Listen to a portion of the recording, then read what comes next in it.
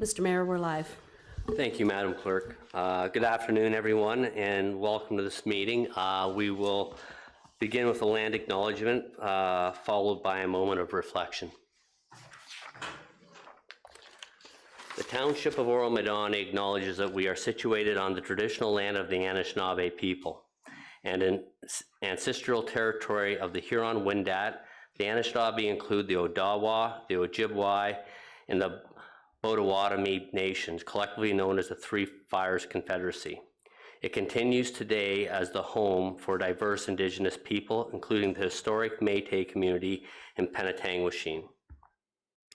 The Anishinaabe people continue to have an enduring relationship with this land, specifically the Chippewas of Rama First Nations, the Chippewa Tri-Council, and the Williams Treaties First Nations. The Huron-Wendat nations also continues to pay respect and protect their ancestors and heritage on this land. We honor the Indigenous history and culture that has thrived for millennia in this territory and the treaties that bind us together as partners in the spirit of a shared, sustainable, and prosperous future. We are all treaty people.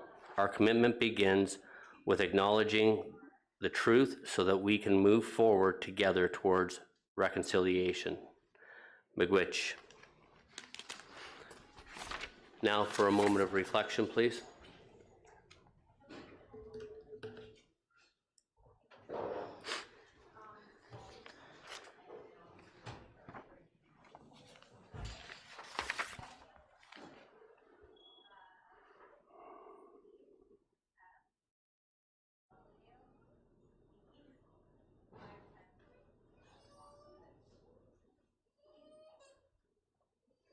Thank you. Madam Clerk, may we have a motion to adopt the agenda, please? Moved by Hutchison, seconded by Young. Be it resolved that the agenda for the council meeting of Wednesday, May 10th, 2023 be received and adopted. All in favor? Against? That's carried. May we have a motion to go past 4 hours if necessary, Madam Clerk? Moved by Lavoie, seconded by Bard. Be it resolved that Rule 14.19A, as per the Consolidated Procedural Bylaw number 2017-165, be suspended in order to allow the meeting to proceed past the 4-hour adjournment requirement if necessary. All in favor? That is carried. May we have a motion to go into closed session, Madam Clerk? Moved by Bard, seconded by Clark. Be it resolved that we do now go into closed session at 2:04 p.m. to discuss solicitor-client privilege litigation affecting the municipality's Zone 1 water, cannabis, short-term rentals, position, plan, procedure, criteria, or instruction to be applied to any negotiations related to the municipality, intermunicipal relationships.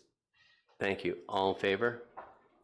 That's carried. Ladies and gentlemen that are in the chamber now, we have a closed session meeting that we will try to get through as quickly as possible with legal counsel.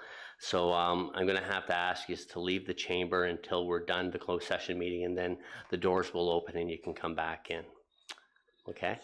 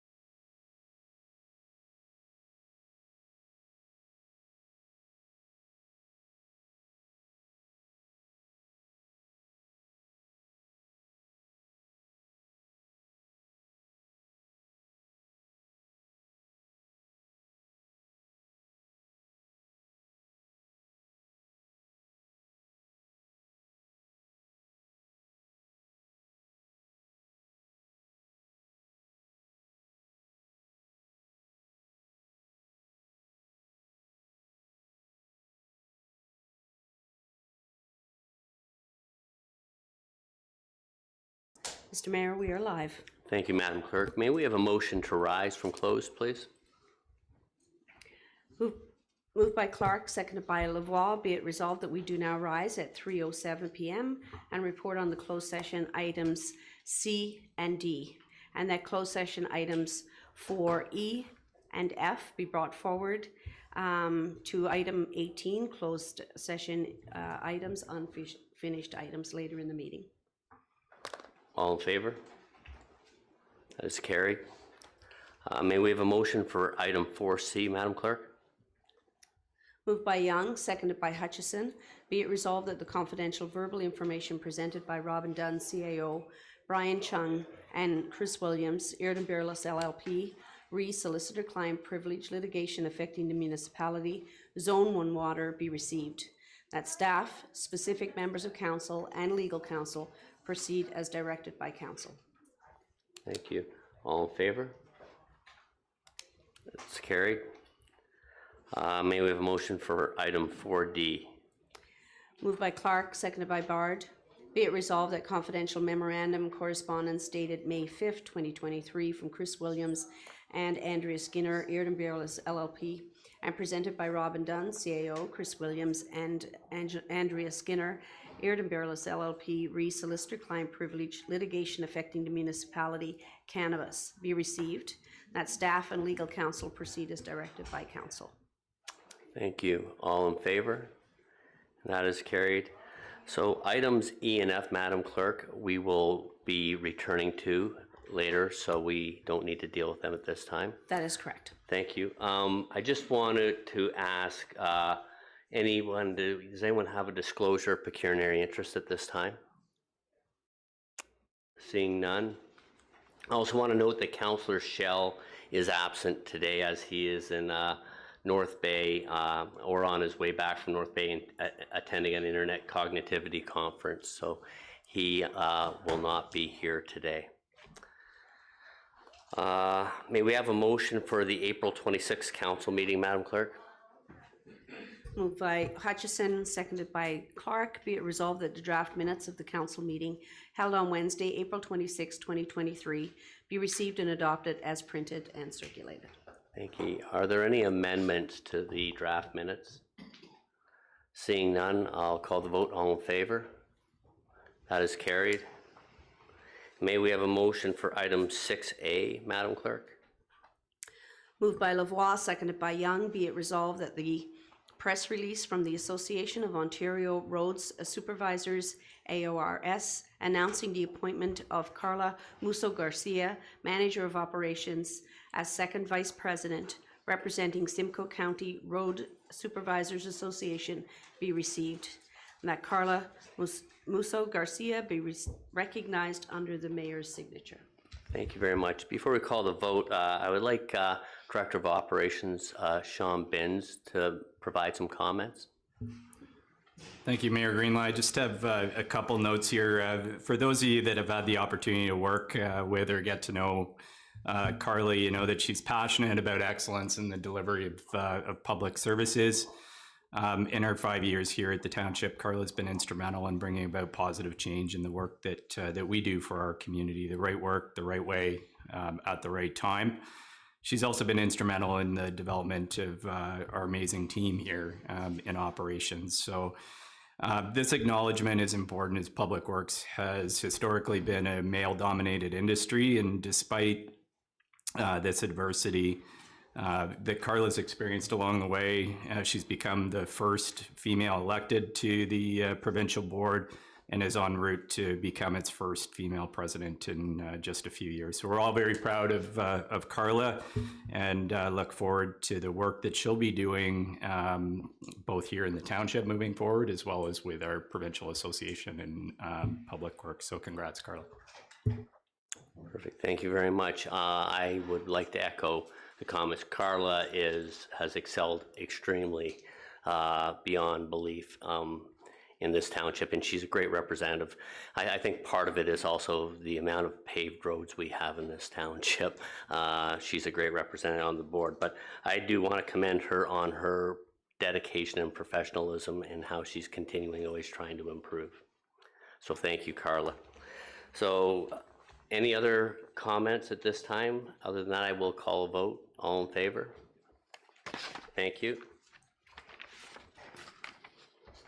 Number 7, public meetings. We have none scheduled for this week. So to item 8, deputations. We are now, the first deputation is Inspector Yateman of the OPP. So if you'd like to come to the mic at your convenience and give your presentation, sir. And welcome. Good afternoon. Thank you for having me. And I'm going to report today on the first quarter of 2023, being the months of January, February, and March. So during that quarter, we had 5 sexual assaults that we investigated. 2 were cleared by charge. 1 where the victim declined to proceed. 1 was cleared other, and 1 where there was insufficient evidence to proceed. We had 11 assaults. 1 I highlight as a stranger assault just for the township's awareness, but the remainder were people that were at least acquaintances with each other. There was 34 domestic related occurrences during this time frame. 11 were criminal investigations. 10 of those had charges laid. 1 was insufficient evidence to proceed, and the remainder 23 that were non-criminal investigations. We had 1 under the category of abduction. It was a forcible confinement situation, and it was cleared by charge here in the township. We had 6 crimes against persons, mainly threats and harassments. We had 1 that was cleared by charge, 2 where the victim declined no further action, 2 where there's insufficient evidence to proceed, 1 where the victim declined to proceed, and 2 where the complainant requests no further action. We had 12 break-and enters in the first quarter. 2 were to residential, a shed and a garage. 8 were to commercial settings, storage facilities, gas stations, and 2 others were a gas station and a storage yard, tow storage yard. Out of those, 2 are open and still under investigation, and 9 have insufficient evidence to proceed. We had 6 theft overs, 2 theft of trailers, a theft of a generator, a sum of cash, some jewelry, and some miscellaneous electronics. 1 was cleared other. The complainant was also involved in other incidents, and that was handled. 5 where insufficient evidence was there was to proceed. We had 22 theft unders, 6 from motor vehicles. Again, the importance of lock it or lose it. 1 shoplift, and 15 other theft unders, being such as skis, snowboards, cell phones, unattended items that were left. 1 was cleared by charge, 20 were insufficient evidence to proceed, and 1 where the victim complainant declined to proceed. We had 2 investigations where have stolen goods, and both were cleared by charge. 1 was a trailer, and 1 was a motor vehicle that was stolen, that was recovered. We had 25 fraud-related occurrences. 2 were cleared by charge, 15 insufficient evidence to proceed, and 8 open and under investigation. Again, our online and our grandmother, grandfather type frauds are leading the way, unfortunately. It's important that we educate our community on those matters. There were 4 mischiefs. 1 was cleared by charge, 1 where the complainant refused or declined any further action, and 2 where there was insufficient evidence to proceed. And we had 1 drug trafficking occurrence, of course, that was cleared by charge. In the same quarter, we issued 91 provincial offense notices. We had 4 impaired driving occurrences. 2 were a direct result of traffic complaints received, so thank you to the public for continuing to inform us when they see something. 1 was a result of a motor vehicle collision, and 1 was a result of a ride setup that we had. And during that quarter, we had 0 fatal motor vehicle collisions. We did do 4 focus patrols during the months of January, February, and March, where 69 patrols were completed, 22 provincial offense notices were issued, 3 warnings, and 1 criminal code charge. And pending any questions, that concludes my report. Thank you very much. Councillor Young. Thank you, Mayor Greenlaw, and to you, Inspector Yateman. Thank you for the presentation to begin with. I just got 2 questions. You mentioned the break-and enters. Number of them, most of them were, I guess, commercial establishments. I heard you say that, and I believe you said two were to a shed and garage. Yeah, that's correct. There were 2 that were, one was a backyard shed and one was a garage, where both locations were broken into and tools were stolen. Okay, no residences?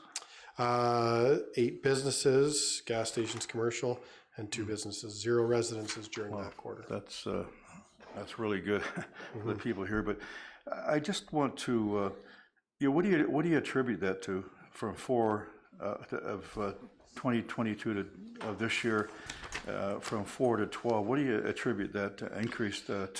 It's pretty dramatic. It is dramatic. It's a significant increase. When you have small numbers and you see a 200% increase over that time, it is concerning. That could be attributed by a number of factors. Maybe at times someone moves into the community that does conduct that sort of behavior. At other times, it could be a situation of, depending again on the circumstances, where things locked, opportunity aspects. Were they locked up? Where were they? Were they right on the side of the highway? Were they deeper into the township? So all of those factors would come into play. Thank you. I just want to add a comment and ask you to comment it too. When I was campaigning Ward 6, they're up in the Moonstone area and beyond there. It's a relatively, or it is a great community up there. It's relatively safe, and it's one of those communities that you reminds me when I grew up.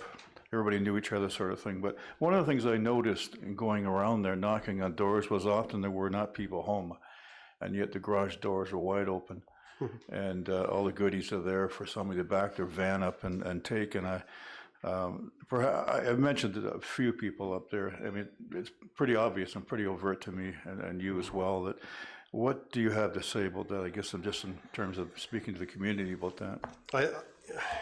Any preventative measures assist in reduction of these type of crimes. Should someone want to break into a garage, for example, if the door is locked and the doors are closed, the windows are closed, they have to make noise in order to access that of some sort. So hoping to draw attention, if it's in night, we suggest to put up spotlights and different other aspects. Of course, not everybody's able to put alarm systems on their property, so spotlights do work well. However, if you're going to leave your door unlocked or door completely visible, it does really limit the exposure to your neighbors and to others that this could be occurring, and for us to respond while it's in progress, as opposed to responding after the fact, which is the challenge. Thank you. Thank you. Everyone's got their Councillor Bard. Thank you, Mayor Greenlaw, through you to Inspector Yateman. You mentioned that we need to educate seniors about the fraud, and my dad's received a text that was from my daughter, which wasn't from her, and 5 minutes later from my niece, which wasn't from her. And I'm not sure whether people are aware that voices are now being mimicked. And so you think you're actually talking to somebody on the phone because they've mimicked your voice. So you mentioned educating people. Does OPP have an education program that we could direct our residents to? Great question. So we just sent out a media release last week after an arrest was made on a grandparent scam. The arrest was made in our jurisdiction. It was tied into multiple other jurisdictions as well. Unfortunately, when they do these things, they do them widespread.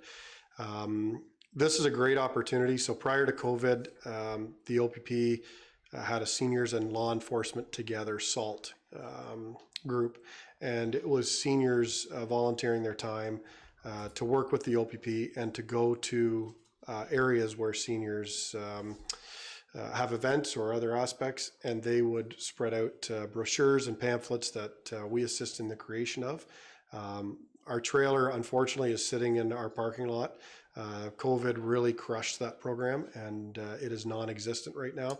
We've attempted a couple of times through community events to spearhead and engage that in the community and look for volunteers. And right now, to this date, we do not have any volunteers that would assist. And that program is really instrumental in getting some word and some education information out there.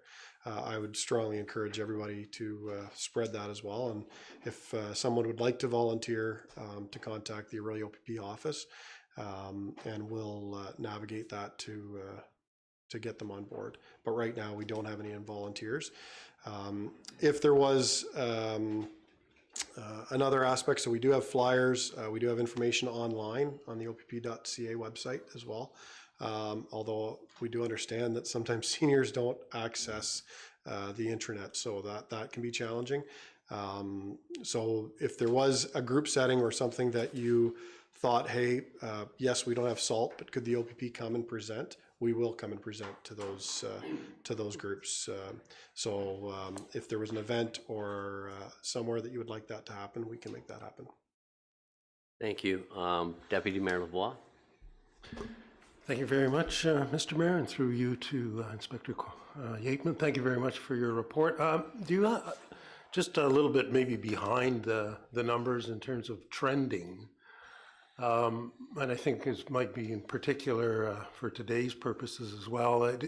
What are you seeing in terms of violations, generally speaking, in society, as which way they're going, and more particularly perhaps with regard to this township as opposed to nearby townships that you might see? And if you could possibly comment as well on traffic types of violations. Thank you. I think Oro-Medonte has set themselves up very nicely in terms of the work the township does, the work they do with their partners, the OPP work. You see the numbers are relatively low, so when there's 6 or 8 occurrences over a 3-month span, the numbers jump and the percentages is high. I think that's a positive thing, and to say what the trends are, you really need to do a deep dive into the analytics of that in terms of about a 5 or maybe even a 10-year trend across the township. Unfortunately, as you see, our report in front of you only shows this year plus last year, right? So you do not get to see those trends. That is a report that we can provide. We can go into far more detail. It does take a little bit longer to prepare that. But that's something that we're willing to do should you like to see those trends. I'm not sure if there'd be anything that would jump off the page, and I don't want to keep blaming COVID for everything, but it does really skew our numbers with respect to some of these criminal activities. When everyone was sort of stuck at home, your house wasn't getting broken into.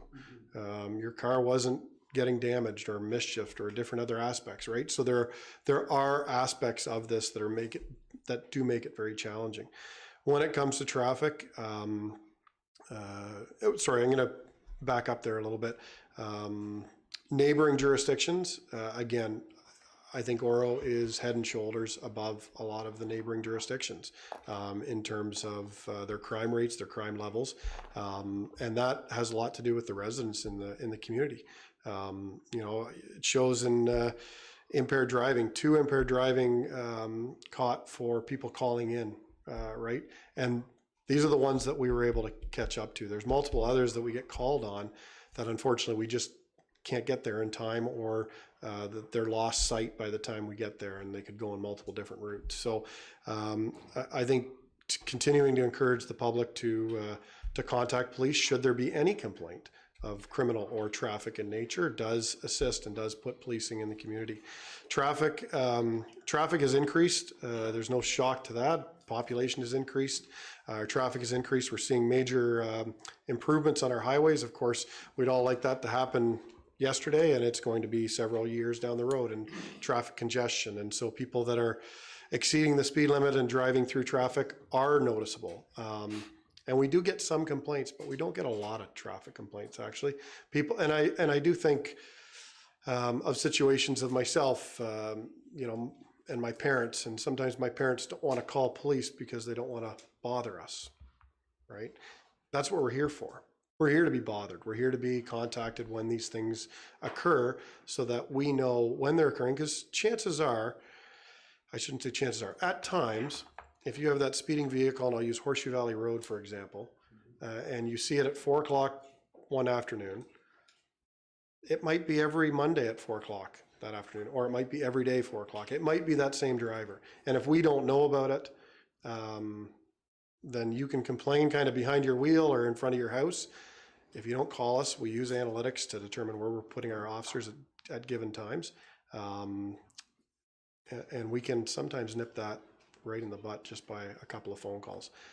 So please bother us. Perfect. Thank you. Do you have a supplemental? You're fine. No, I just wanted to thank you very much for those comments. No. And Inspector Yateman, I guess,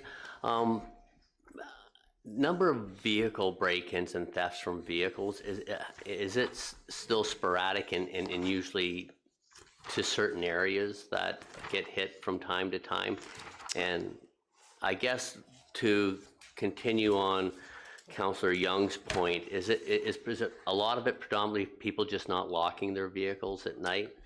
Typically thefts from motor vehicles, very high percentage are they're not locked.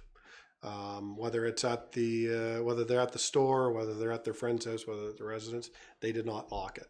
I wouldn't be able to tell you a percentage, but it would be extremely high. The theft of motor vehicles, all across Ontario, we've seen an increase in theft of certain makes and models of vehicles, and it doesn't take you long to read the news and determine where those are happening, and the GTA is specifically targeted, but we're not immune. These are occurring. In this report, we're lucky it doesn't show a theft of a Dodge Ram, for example, or something that has been targeted, but it's not to say that it won't happen. These are multi-jurisdictional investigations that both the OPP and larger police services are working on.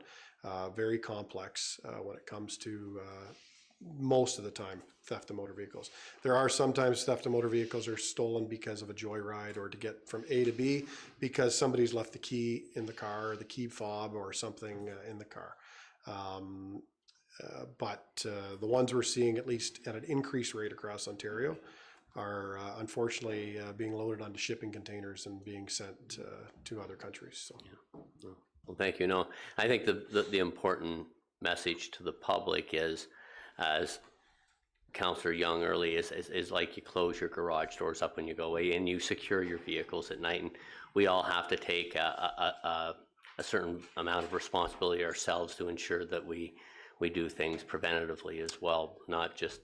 Exactly, and even a change I've made recently is I've taken my key fob that used to hang right by the door, right above the light switch in my house that everybody probably hangs their keys or places their keys, and it's now kind of more in the center of my residence, and I'm using a table there that's where the key fobs are, because again, there is technology available that they can access the key fob through a wall, and they can then unlock your vehicle, start your vehicle, different other aspects. So changes I've made personally as well. So No, thank you.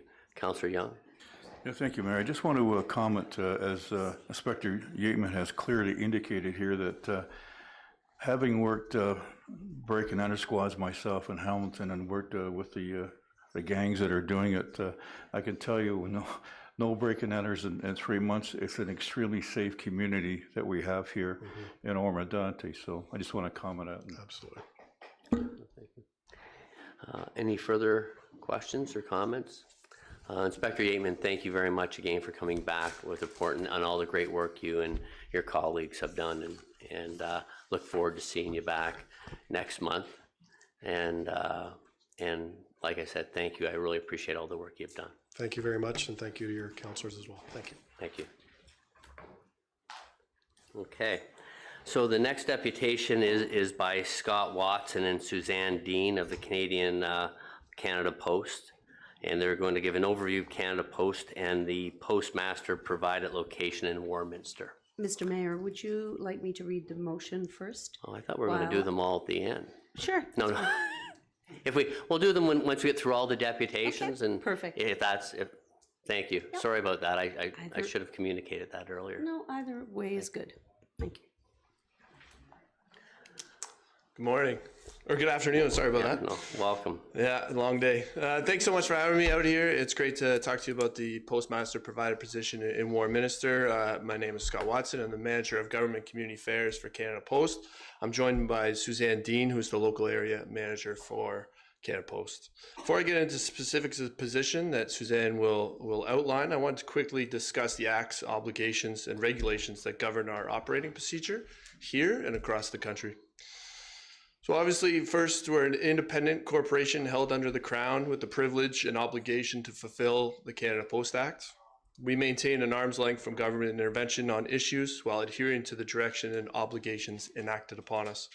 We report annually to our shareholder, and our annual reports are tabled in the House of Commons, which actually happened last week, where we reported a loss of $548 million. This is important because we have a dual mandate to fulfill mail service to all 17 million addresses across the country and be financially self-sustainable.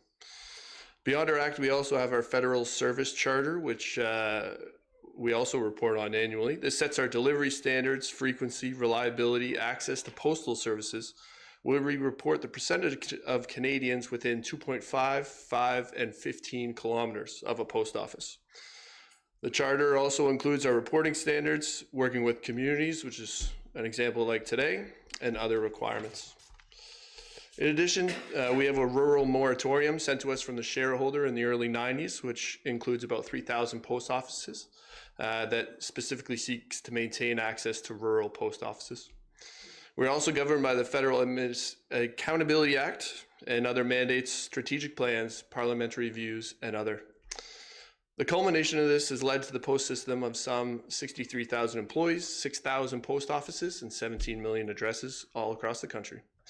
This has contributed to the structure and application to the postmaster provided position in Warminster that Suzanne can speak towards, and the process that we followed here in the community. Hi. So this is what we consider, it's a postmaster provided site. So it's one of our group offices. Excuse me for a moment. If I can ask you to pull the mic a little closer. There we go. Thank you. Sorry. So when we were looking at staffing this, we sent out posters in 24 communities. We were sent out the information to Beaverton, Brecon, Cumberland Beach, Innisfil, Longford Mills, Elmvale, Phelpston, Port Seven, Oro, in Warminster, Washago, Orillia, Coldwater, Port McNichol, Perkinsfield, Wybridge, Midland, Barrie, Gravenhurst, Wasaga Beach, Penetanguishene, Hillsdale, Victoria Harbour, and Wabashine. So we've done that twice, actually, attempting to get a candidate to be able to be the postmaster to keep this site open. And from that, we had 22 applicants. And once we discussed with them what the position was, we only had one person who actually chose to move forward for the interview. So with this postmaster provided site, so the postmaster is responsible for the rent or the lease charges of the area, the heating, lighting, cleaning, the routine general maintenance, snow removal, municipal taxes, and the necessary property and liability insurance for the coverage. Unfortunately, we have been unable to get anyone that can take on the position. And currently, I'm not sure if you're aware, there are days where we just cannot get anyone to go in to have the post office open. It is only open for 6 hours a day. What we're currently looking at, so there's a 6-hour window where people who get their mail there can pick up their mail. Since we can't staff it, what we're looking at, one of the things we're looking at is putting CMBs where they would have their own key. It would be a community mailbox. They would be able to access that community mailbox anytime. It would not be in a locked area. It would be where they could get at it, just like a lot of our residential mail delivery is. And any carded parcels, we are looking at moving to the Westmount Post Office for them, which I believe is 12 kilometers from where they would currently be. And it is where the new builds or anything are being sent to that post office. Any questions at this time? Any questions by members of council? Councillor Bard. Sorry, thank you for the presentation through you, Mr. Mayor. Can you just recap how many different communities did you send this out to? You listed them all, thank you. It was 24. 24, thank you. And we've done that twice. And you've done that twice, okay, thank you. Okay. Can I ask, is there anything we can do as a council to assist you? So I just want to be clear.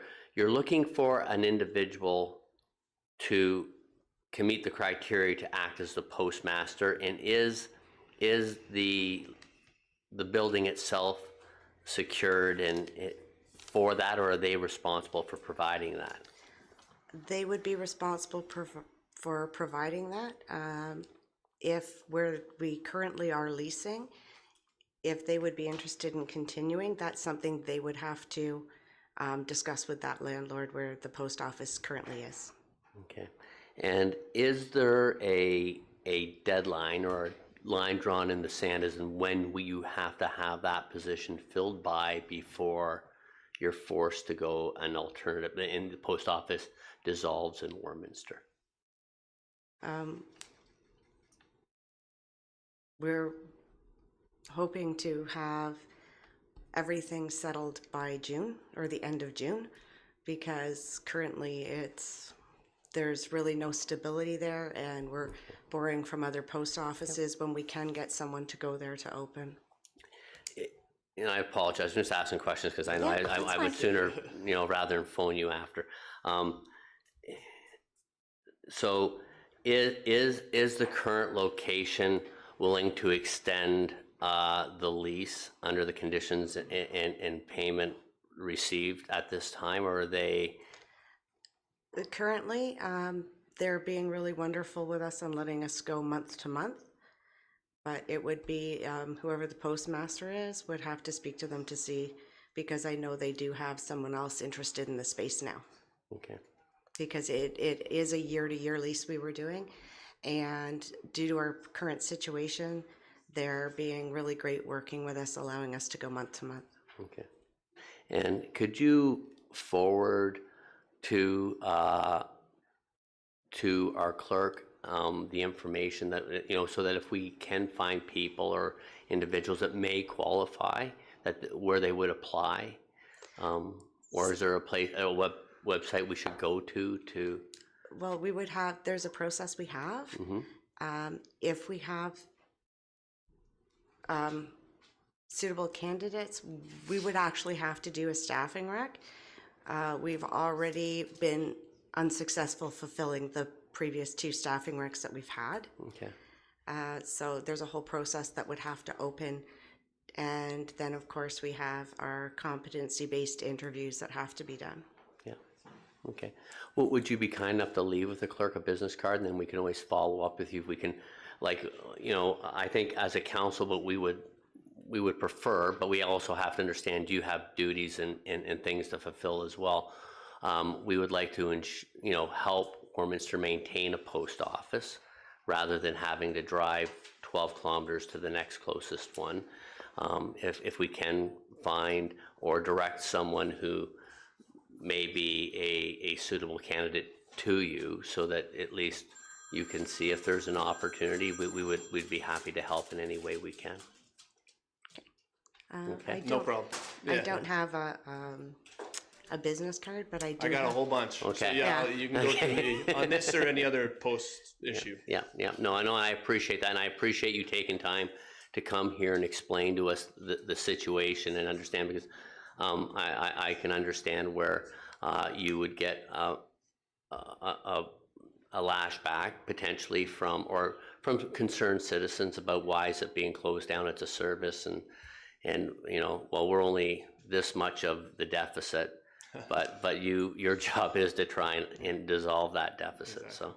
Oh, we appreciate the opportunity to be here, and if there's any follow-up questions, feel free to send a note through the clerk or directly to us. No problem. I much appreciate it. Thank you very much. Does council have any other questions? Okay, no. Thank you very much for taking the time. Thank you. Thank you. Have a good day. Okay, bye-bye. Okay, so the next presentation is from RC Strategies, Stephen Slowata, who will give a deputation regarding the Township of Oro-Medonte Parks and Recs Master Plan. Is he coming via Zoom, Mr. Benz, or is he in the audience? He will be joining via Zoom. Okay, thank you. Good afternoon. Can everybody hear me okay? Yes, we can. Thank you very much, Stephen. Go ahead when it's convenient for you, please. Yeah, great. Thanks for having me out this afternoon. So my name's Steve Sluda, and I'm with RC Strategies, who the township retained to work on the Parks and Recreation Master Plan. So I'm a consultant, and our firm does parks and recreation planning across the country, and we're really have been really pleased to work with administration on this project over the last couple of years. We can just go to the next slide, please. So in terms of what we're looking to cover here today, just want to recap the master plan purpose and process, understanding that our master plan process and the project kind of bridged a couple different council terms. So realizing that people around the council table have varying levels of familiarity with the project. So just want to spend a couple minutes going through that. And then really spend the bulk of the time reviewing at a high level the key recommendations and the strategic direction or content provided in the master plan. The master plan's a couple 100-page document, so maybe think of this more as like an executive summary or a Cole's notes. And then just wanted to end off with our next steps, which is really around community review of the draft master plan. Next slide, please. Yeah. So the purpose of the master plan, really to boil it down, there's a handful of key things that a Parks and Recreation master plan is looking to do. The first is just to really understand the situation or the current state of parks and recreation in the community. So, kind of the good, bad, and the ugly, frankly, in terms of the state of parks and recreation in Oro-Medonte. The second point there is really to get a bit more understanding of what some of those gaps are, things that maybe should be focus areas, as well as opportunities that exist. Are there ways to optimize services or infrastructure and things related to that? Third point there, the master plan hopefully or ultimately is intended to be a document that you as decision makers can use to inform your budgeting, your investment decisions that come to you, that you as council members have to make, decisions that on a day-to-day basis that staff have to make, and so on as well. So it's not intended to be a binding document or a thou shall type of document, but really just a resource that you can use on an ongoing basis over the next decade and potentially beyond. Next slide, please. Our master plan process, so we started the master plan towards kind of the middle to end of 2001, or 2021 rather. So it's been it's been quite a long process, and obviously impacted somewhat by doing it during COVID and changes to council with your terms and all of that.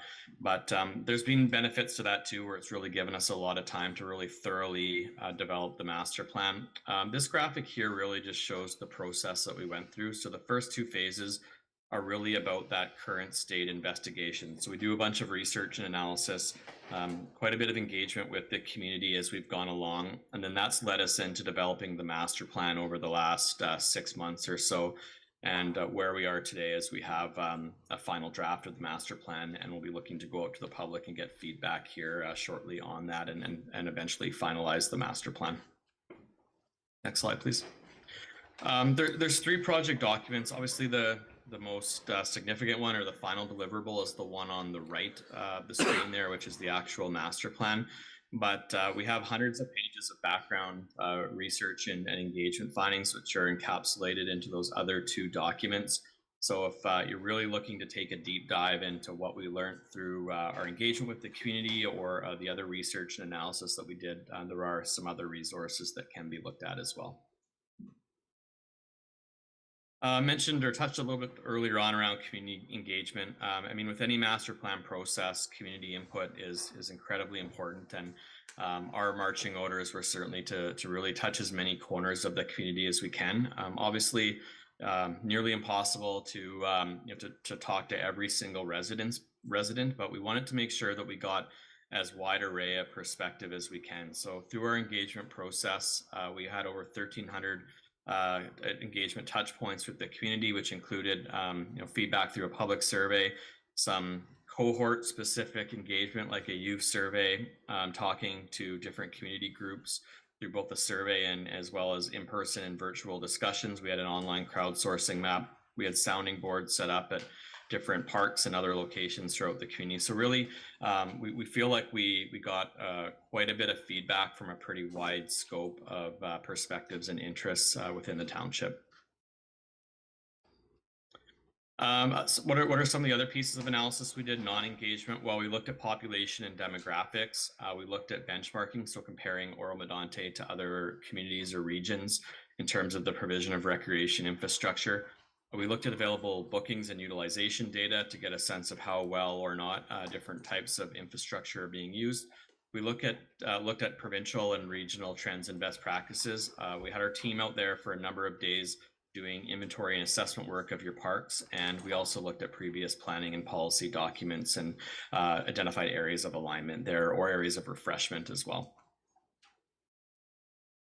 So really, I mean, really hard to encapsulate everything we learned from the research and engagement into a couple bullets, but we've certainly tried here. So these are 5 key themes that really stuck out for us. The first one being, and probably, hopefully not a surprise for you, but outdoor recreation is highly valued by residents in a lot of ways. That's why individuals are drawn to the township. That's really the kind of the bench strength of Parks and Recreation in Oro-Medonte. The second point there, I mean, certainly there's always going to be demand for new or better, more appealing facilities. But I would say that generally speaking, most of your residents and groups also had a fundamental understanding that there's costs associated with providing those increased levels of services. I think the third point in the middle there is really quite significant. There's really a shift in recreation activity. So recreation is always a little bit dynamic, but over the last handful of years, we've seen in our world as recreation planners, recreation parks planners, even more change. COVID might have something to do with that, but I think just broader societal shifts and where people are living and what they're looking to do, affordability concerns, things like that are really leading to a number of changes. And that's, I guess, encapsulated in things like the emergence of a sport like pickleball. Oro-Medonte is really kind of a haven for a lot of trail-based activity, but we see that kind of all over the country as well. I mentioned the pandemics. That certainly had a lot of impacts, both at kind of the individual and community organization level. And then the last point there, we really see a really key trend, and this is happening locally as well, that desire for skill development is really a driver of participation. People want to learn new physical as well as kind of social and educational skills. Next slide, please. So let's dig into the master plan content here a little bit. If we can just go to the next slide. So just a bit of an overview in terms of how the master plan is structured. Probably not all that different than some of the other strategic planning type documents you've seen, but really the first couple sections provide context and background on the master plan process. What is a master plan? What's kind of the philosophical basis for providing and investing in parks and rec and so forth. Section 3 identifies a handful of 6 big moves, so more significant recommendations or changes that are being proposed, and we'll go through those in a bit more detail on subsequent slides. And then sections 4 to 9 really dig in a bit more to some specific recommendations to address gaps and opportunities identified, and then section 10 provides some implementation guidance. So let's go through the 6 big moves here. So, and these are really no in order of priority, but the first big move here is really a focus on indoor activity and wellness space. That came out as both a high demand and potentially a bit of a gap through the engagement and research. So we're suggesting an increased focus on that. Your new facility, your new community center at Horseshoe Valley, we really feel provides a terrific opportunity. So the master plan provides some direction on how to leverage and ensure that that space provides maximum benefit. The third point there, we do suggest looking at a second community-owned gymnasium, community center type space within the next 5 to 7 years, ideally delivered through a partnership.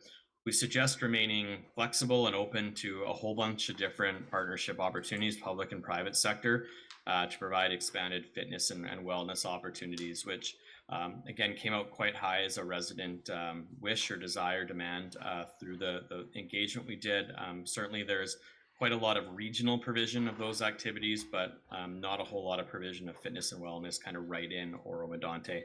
And the last point there, certainly recognize the longstanding value and importance of community halls, and the master plan provides some direction around how to determine the future course of action with some of those aging facilities. But we do also suggest a gradual shift to more kind of hub community center type spaces that can that maybe better align with modern recreation needs. Next slide, please. The next big move is a multi-sport complex at Guthrie. So the master plan really, kind of validated that that's an excellent opportunity and a location for a multi-purpose type indoor-outdoor hub of facilities. There's an opportunity there to meet both township needs as well as leverage kind of the regional audience or regional catchment to deliver maybe some types of amenities that wouldn't be possible just to service Oro-Medonte residents, but can benefit Oro-Medonte residents by capturing by users from a wider area. So in terms of what some of those amenities are, we suggest an artificial turf field as part of the site program, a full-size natural turf field, dedicated pickleball courts, as well as a quad ball diamond complex. Now, if we just go to the next slide.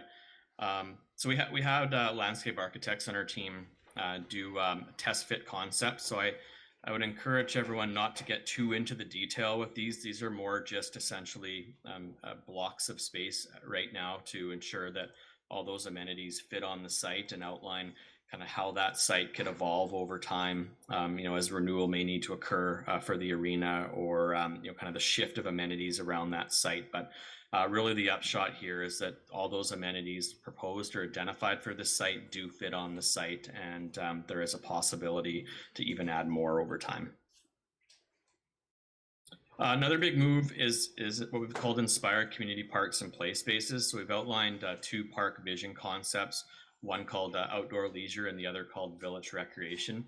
These are really just intended to provide staff with a kind of a planning basis for what a community park of the future should look like in some different contexts. So kind of the country residential type context, as well as more of kind of a rural type context. So again, not trying to necessarily have kind of hard and fast park templates, but just provide some guidance around the types of mix of activities that tend to work well together.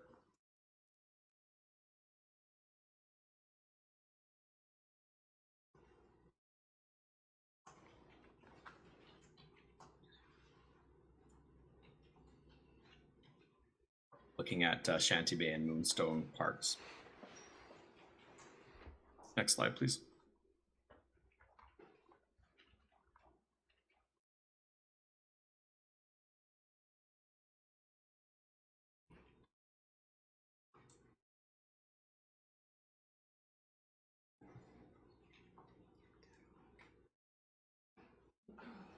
Hello, am I still there? Okay, great, sorry. I think my internet might have cut out there for a sec. Can everybody hear me okay? Yep, please go ahead. Yep. Okay, great, thanks. The next big move is looking at optimized parkland supply. So the township has a significant portfolio of parkland, over 38 hectares, but a lot of it is not developable, and a lot of it is not necessarily aligned with where it may be needed in the future to support future growth. So our analytics have shown that essentially 26 of 38 hectares is not functionally developable. So that's quite a significant amount. So the master plan suggests a few specific areas for parkland acquisition based on projected growth and projected development. The most significant of which is in the Horseshoe Valley area, so the need for over 7 hectares, as well as some smaller acquisition focus areas in Craighurst, Moonstone, and Hawkstone, between about kind of half a hectare and a little over 1 hectare in each of those areas. And then the master plan also suggests a number of opportunities to dispose kind of low value parcels, as well as some opportunities to kind of optimize how parklands acquired and the types of parkland that should be acquired, and maybe how to eventually embed that into some refreshed policy. Next slide, please. Another key big move mentioned in the master plan, or recommended in the master plan, is an outdoor sports trail hub. So I mentioned earlier on, one of our key research findings was just the prevalence of trail-based activity, as well as kind of the trends around trail-based activity. And Oro-Medonte is really a kind of a regional hub for this type of activity, both for residents and visitors. So, we really feel, and our research and analysis validated, that there's a great opportunity to develop some trail hub locations to kind of lever some of that activity, generate some economic benefit in terms of kind of keeping people within the region a little bit longer and enhancing their experience so they'll come back. So we've identified kind of 2 locations for further exploration. The one at kind of the top of the screen there is at Bass Lake Road and Line 7, and then the one towards the bottom of the screen is in the area of hardwood ski and bike, which would kind of lever some of the activity that's going on around there. So again, a couple locations, and it'll be really up to staff to kind of further explore some of those possibilities. Another big move is really just kind of focusing investment where it matters the most. And, within recreation, there's essentially 2 ways to deliver services. One would be direct. So that's the municipality, or in this case, the township, having staff directly deliver programming at staff or at township operated facilities. The second approach would be indirect delivery, where you use community organizations to deliver programming and you support them by providing subsidized space or other types of support. Really what we've suggested is that indirect delivery, so that use of community organizations, should be the preferred approach wherever possible, but that we've identified that there are going to be instances where the township needs to directly deliver different types of recreation programs or activities, which hasn't been occurring for the last couple of years. So really we're saying that there needs to be a re-engagement to being open to direct delivery. And we provide some tools and some direction on how to do that and how to make the decision on when a direct versus indirect delivery is appropriate. So the master plan identifies, so those are the big moves, but the master plan also identifies a handful of other strategies and recommendations. So just to go through a few of the other key infrastructure ones. Talked a little bit earlier on about pickleball. So we're suggesting the kind of the need to increase the supply of pickleball infrastructure, and to do it ideally in groupings of 8 or more courts. That tends to be kind of the sweet spot for pickleball in terms of being able to host some regional tournaments, and even just be able to kind of meet the different array of skill levels that might exist within a pickleball club. So the Guthrie site identifies some pickleball courts, but we're suggesting that even beyond that, there's a need to increase pickleball infrastructure. The master plan provides some guidance around the ice arena. So looking at the eventual replacement of the existing facility when it's at the end of its lifespan, and then some trigger points to add a second sheet of ice, and ideally to do that as part of a single arena, twin arena facility when needed or if needed. The master plan identifies the need to increase sport field supply. So that's a really significant gap right now within the township's recreation portfolio is kind of rectangular sport fields for soccer and other types of activities. So we've provided some guidance around that. Mentioned earlier on the need to have more kind of dynamic community park spaces as well as playgrounds. So there's some strategies to increase playground diversity and appeal to ensure that kind of a broader array of playground interests and ages are accommodated. We identify exploring opportunities to develop a pump track to increase opportunities for bike skills and to really target the youth cohort. And then we also identify or recommend looking at a fenced dog off-leash area, ideally in partnership with a community organization. Next slide, please. So a handful of other recommendations also provided in the master plan around just kind of service delivery management and optimization. So the master plan outlines a refreshed parks classification system. That classification system identifies kind of a hierarchy of parks, what size they should be, how they should be maintained, what the experience should be in those parks, and so on. The master plan identifies the need to develop a strategy around boat launches, wharfs, and docks, recognizing that water access is important, but there's also a lot of legacy infrastructure as well as some challenges with accessing different water points within the area. The master plan provides some direction around outdoor rinks in a few different ways. One, around how to ensure continued volunteer support and volunteer capacity, but also some guidance for staff when looking at the potential of refrigerated systems for some of the outdoor rinks. Outdoor ice rinks have become more challenging due to climate change and variable weather, as well as obviously the need to maintain them, and refrigerated systems might be one solution there as well.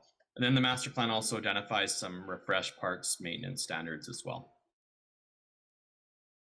Just for other key service delivery recommendations and tools we wanted to touch on.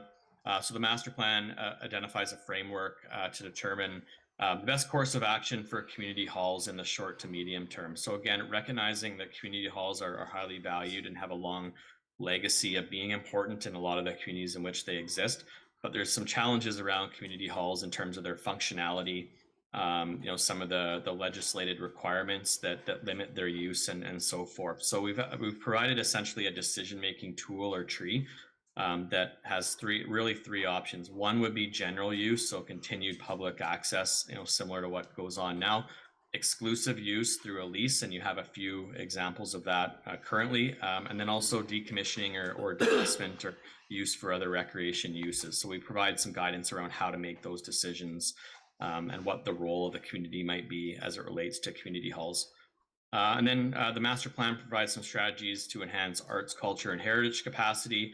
We provide some policy guidance and focus areas moving forward, as well as some tools to support programming, identification, and decision-making. So when should or shouldn't the township consider supporting a type of programming that's being considered? Next slide, please. So that's in a nutshell the master plan content, and again, really challenging to give a thorough overview of a very kind of comprehensive document, but those are really some of the key points. In terms of our next steps, really the big one here is to get some feedback from the community and really loop back with residents and groups and stakeholders that provided input to us through the process. And we've identified 3 open house dates. The first 2 there in the call out box on the right being in person for next week, and then the third being a virtual open house. So just trying to give folks a few different options to provide feedback. The materials will be available on the township website as well for those that aren't able to make any of those dates. We'll get the feedback from the public and stakeholders and groups. We'll refine the master plan through the end of the month, and then in June look to finalize the master plan with you as members of council. So that concludes my presentation, and happy to take any questions or comments. Thank you very much. Council, any questions? Deputy Mayor Lavoie. Yes, thank you very much, Mr. Mayor. Through you to Stephen. Thank you very much for the presentation. My question would be, perhaps it's premature, when or could there be some sort of at least thumbnail budget, if you will, attached to the master plan so that we could understand it from a budgeting perspective going forward through the years? Thank you. I can speak to that, thanks, Sean. Deputy. Thanks. So I think the best way to explain that is, as Mr. Sluda outlined at the initial part of the presentation, is that this is a 10-year strategy that really provides broad recommendations. It is a guiding strategic document that provides direction into our strategic planning as well as our business planning. So things like development charges review, how we pay for some of those capital components, certainly these directions form part of that strategic process. At a more operational level, as we work through these, partnerships are one of the key themes through this. So I think that's one of the really big opportunities of having a robust master plan, is to allow us to be in a position that we can act quickly, whether it's grants or partnerships, et cetera. So it's really kind of a fluid document that the loop back to council, the business planning would happen in more detail at a granular level through staff reports, through those bigger picture documents. So certainly affordability was something that was key. And when you go to the public, it doesn't matter what community you're in, you ask the public what they want to see in their community, and the first thing you hear is an aquatic facility.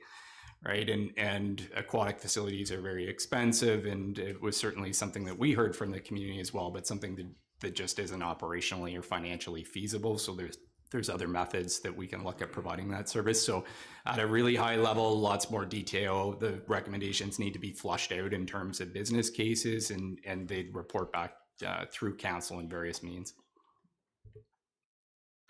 Thank you. Councillor Clark. Thank you, Mr. Mayor. Through you, potentially to Stephen or Sean, could you provide clarity, maybe for myself and members of the public who want to organize as a community in order to fundraise funds that potentially could be used for parkland in their local community, and how that avenue kind of works? Obviously, this plan is more of a strategic, higher level, but if we were to get into the granular, how does that exactly work? I can answer that through you, Mayor Greenlaw, to Councillor Clark. Really good question. As I mentioned, the purpose of this being a guiding document, I think, provides that catalyst. So one of the focuses on community parks and what a community park looks like. You'll recall, as part of our business plan, some of the things that we've looked at over the 5-year capital plan is developing master plans for community parks. So that, I think, the starting point is having a plan. What does the development of a piece of parkland look like? And then to the deputy's point around the business case, where can we derive funds, whether it's through development charges, and you'll see that in our development charges as well, that they're aligned with the development of some of our community parks. And certainly I think the success of our park model is predicated on those partnerships. We've built a number of parks all throughout the community in partnership with the community. So that would certainly continue, but the starting point is having that plan, and then what does that look like phased? How do we engage the community? What role does the community play would be kind of the evolution of how that actually comes to fruition. Thank you. Any other questions? Seeing none at this time, I think we can wrap this up. Stephen, thank you very much for your presentation. And we look forward to working with you and Mr. Binns as we move our way forward on this plan. Okay. Great, thank you. Have a good afternoon. Thank you. Okay, Madam Clerk, you know what? Again, now we'll wrap up and pass all these motions for the 3 deputations, if that's okay. Moved by Young, seconded by Lavoie. Be it resolved that the presentation by Inspector Coyer-Yateman, Detachment Commander, Aurelia Detachment, Ontario Provincial Police, OPP, Quarter 1, January, February, March 2023, statistic update be received. Any questions or comments? All in favor?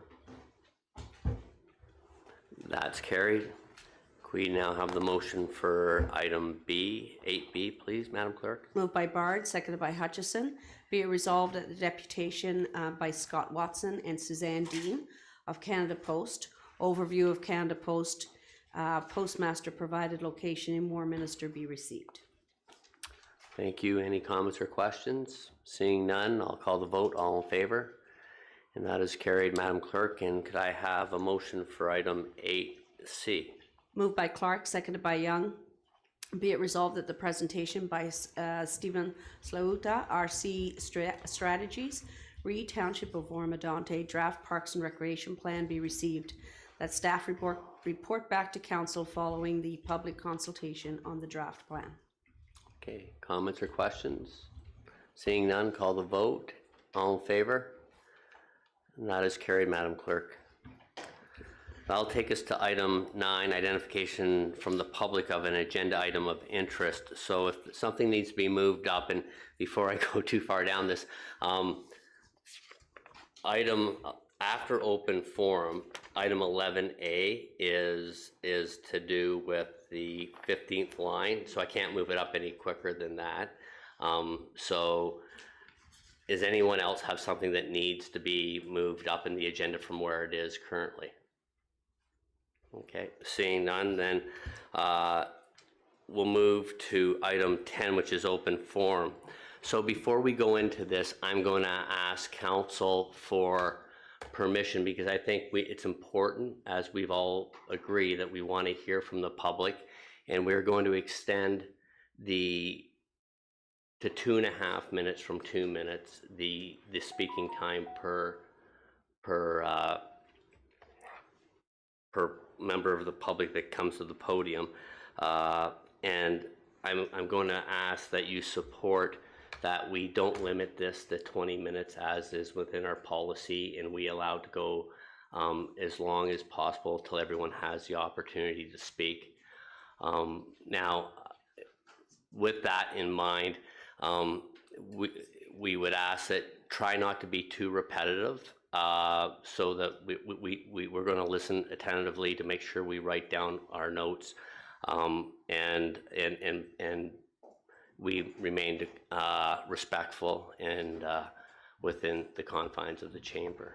So I'll call do we need a motion first, Madam Clerk? No, so for clarity, Mr. Mayor, it is normally 2 minutes Correct. per registrant, and you are extending, council is extending it to 2.5? 2.5 minutes, and Councillor Clark will be the timer, and he will identify when we're at 1 minute 45 seconds, so you have 45 seconds to kind of try and wrap it up. Like, we're here to listen and learn, so we do want to hear everyone's concerns and before we go to any decision making later in the meeting.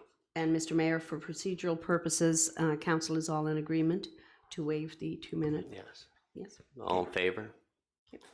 That's unanimous. Okay, so just a few things I'll go over. So as I've said, we're going to allow each registrant to go 2.5 minutes. Madam Clerk, is there anyone registered online or to come in via No, there streaming? is not. Okay, so it'll all be within the chamber? In person. Okay, Yes. so as I said, we'll allow 2.5 minutes per registrant or podium participant, and then we will also allow it to go beyond 20 minutes because it's important that we hear from everybody. Just a couple of other things I want to make sure I cover off. So the registrants are there. There is no discussion, debate, or question during open forum. Any discussion on the agenda item may be done by council during the item following open forum. Okay, so that said, when you come to the podium, please state your name and address for the record and speak into the mic. I know, and this is why I say the discussion's not back and forth amongst the people. This way everything's recorded and it's there and it's clear and concise. Okay. So with that said, I would like to call the first person who would like to speak to make their way to the podium. Well, Madam Clerk. Mr. Mayor, if the public are not comfortable with stating your address for security reasons, Yeah. They do not have to, but we will need their name for the record. Thank you for that clarity.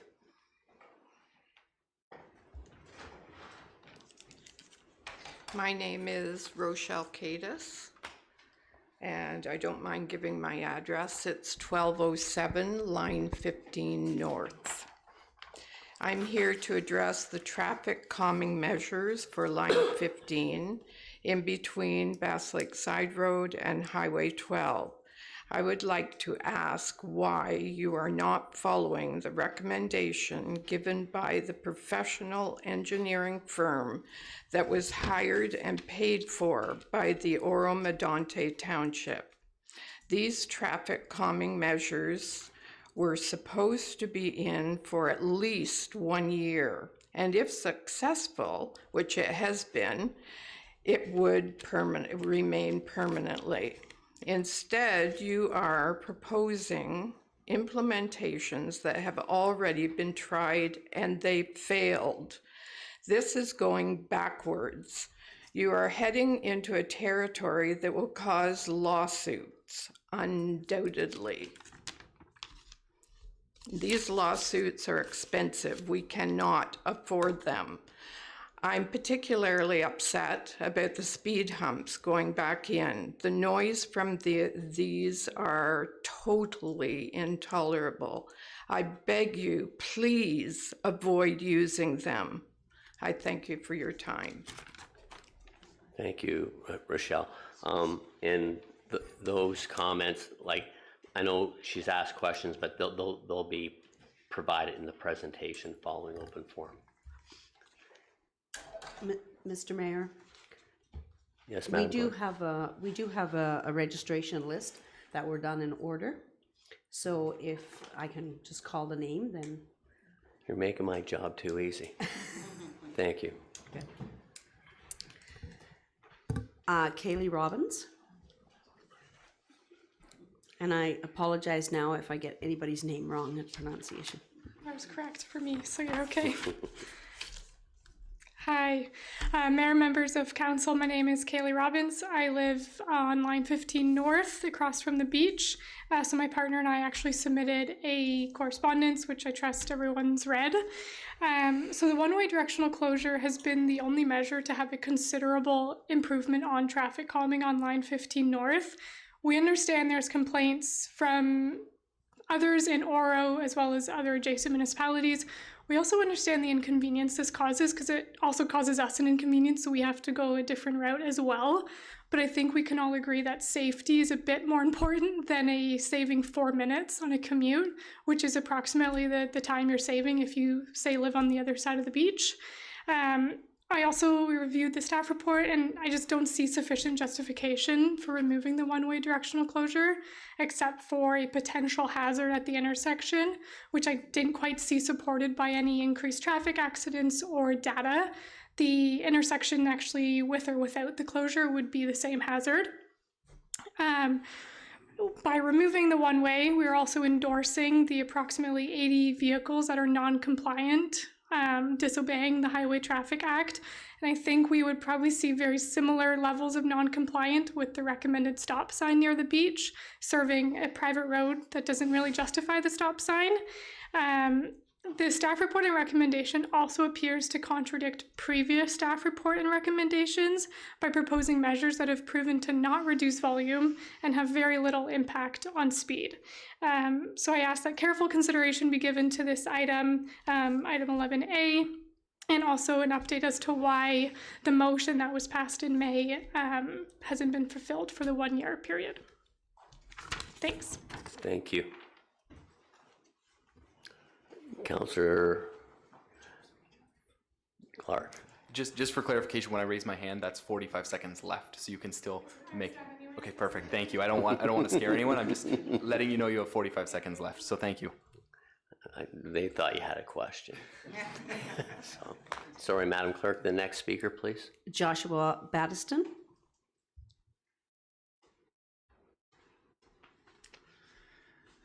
Good afternoon, Mayor Greenlaw and members of council. My name is Josh. I've sent a number of you correspondence over the last couple of days, so apologies for filling your inbox completely with a bunch of correspondence, but I feel like this is an important matter that we should be discussing probably at length because it has a lot of widespread impacts. As my partner Kaylee and I had just mentioned, we've taken a bit of time to review the staff report and some of the analysis and recommendations contained within it. We've picked out a few things that maybe stand out as being a little bit off or not necessarily correct, and they paint a slightly different picture perhaps of the existing conditions of the road today. And as a result of that, it is maybe leading towards a recommendation that doesn't necessarily make sense for what's happening. For example, we're talking about non-compliance with the one-way directional closure, managing volume and speed. And as a result of some of the data that's been collected, we're making recommendations to re-implement measures that don't really have any measurable impact on what we would regard to be the overall safety of the road. And that's controlling both a combination of volume and speed. So I do ask that everybody, I hope that everybody's taken a chance to kind of look through our correspondence. I know it's been fairly detailed, but appreciate the opportunity to come forward and speak to you today about this. And I would be happy and would welcome the opportunity if I could actually come back at a later date and provide a deputation to council on this matter. So we had asked for a deferral. I know you can't give me an answer right now, but I'm looking forward to the ongoing discussion. Thank you. Thank you, and thank you for your communication. There's no apologies for filling our inboxes. They're there, and that's the communication we use, and we appreciate everyone's feedback. Next speaker, please, Madam Clerk. Cindy Brooke. And participants are welcome to adjust the microphone if they wish. Mayor Greenlaw and members of council, thank you for giving me this opportunity. I'm Cindy. I live at the top of Ganton on a large agricultural property. It has been in my family for 100 years. We were the Orr family. I now own that property. So basically, we were there before the road. I'm very perplexed at the proposal to abandon the one-way directional because it's only been the measured success that we've had to date. The intersection at line 15 and Bass Lake Side Road has been the reason given due to its potential hazard. This intersection has always been a hazard since I was a young girl. Line 15 North has already been identified as a hazard, not a potential hazard, particularly the beach area. I'm curious if anyone in this room can tell me the number of homes or residences that have to turn onto line 15 to leave their property. I happen to have that. It's 77 homes. So we all know that most people do not have one vehicle in their family, so that is not a small number. On the Zoom call last year, with the residents and the council, it was identified and relayed that speed humps do not work and stop signs are not traffic calming measures. A proposal for a crosswalk is baffling. Beachgoers and families using the beach do not cross at Bar Avenue. They use the opposite ends of the beach to enjoy the beach. So it seems that the proposal is to send the residents down an unsafe road to cross at a potentially unsafe crosswalk because we all know that compliance is one of the major issues.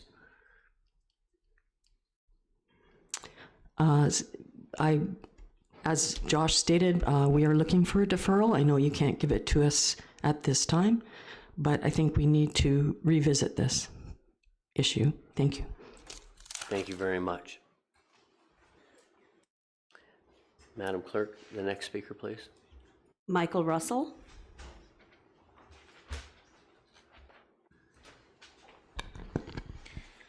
Mayor Greenlaw, Council. Michael Russell. I live at 1233 line 15 North. This whole thing is baffling for me as well because I walk this road twice a day with my dog and have for a few years now. Before the lane closure, I was hit once by a speeding pickup. 3 other times I had to dive out of the way with my dog from traffic. Since the lane closure, that has basically gone away completely. It works, and it works very, very well. The objection about the top of the hill at Bass Lake and line 15 is absurd. That's the bottom line there. People are going to go around that. If you put stop signs at Bar, which again is basically ludicrous because you're putting a stop sign in, a crosswalk in for two people that live up bar that use the beach. That to me is a waste of money.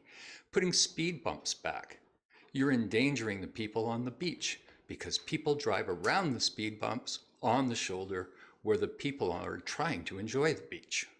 So that's dangerous, period. We have a system now that works quite well. We don't have significant data. We have a month and a half of data since the lane closure was implemented. We don't have 12 months. We were told we were going to get 12 months, and I believe that council has to give us 12 months, if I'm not mistaken. So until we get that information, we won't know for sure.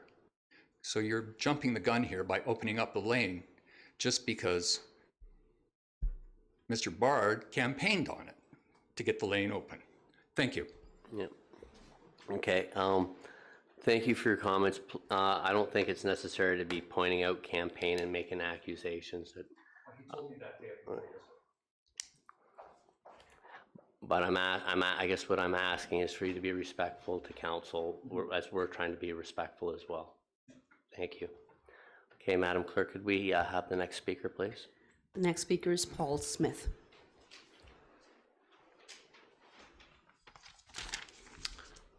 Mr. Mayor, Council, thank you for giving me the opportunity to speak today.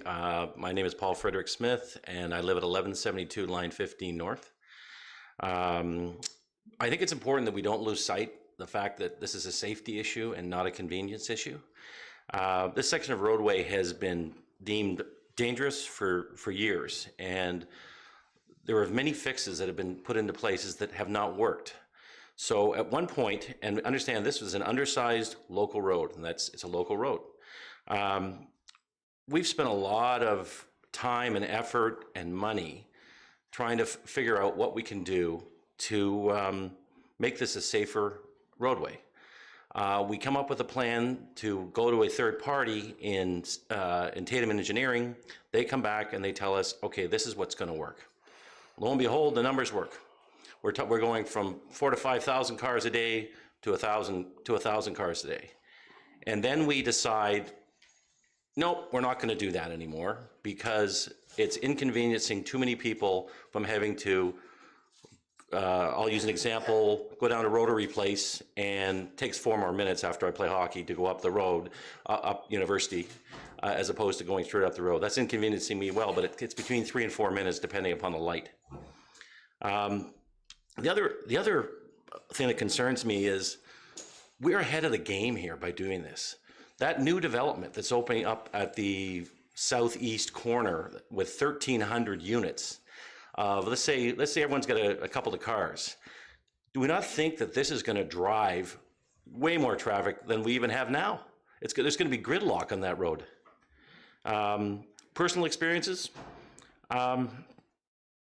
My kids call me the road safety officer because when they back out or guests are back out of our driveway, I have to stand in the middle of the road and I will tell them they can go or stop the traffic. Finally, biking, you're in the ditch. On that hill, if there's 2 cars, one coming one way, one coming the other, you're in the ditch. So there's no room to go anywhere else. Anyways, I'm hoping that we can defer this decision till we get more information. But there's a lot of information right now that's telling us we should continue doing what we're doing now. Thank you. Thank you very much.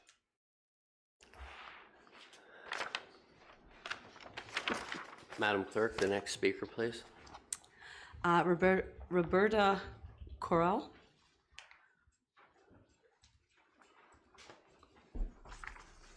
Good afternoon. My name is Roberta Corral, and I live at 1201 Line 15 North. I am asking every member of this council to please take the time to completely understand the situation that exists on Line 15 North at Bass Lake before you make a final decision on the matter contained in item 11A. I invite every one of you to come and visit us at our homes, to speak with us, to walk the road with us, to get a true understanding. Before removing these directional closures, due to the potential for an accident that would be caused by those in violation of the Highway Traffic Act, or those drivers that do not understand the meaning of road signs that say yield to oncoming traffic, come talk to us. Come talk to those who have actually had accidents trying to exit our driveways.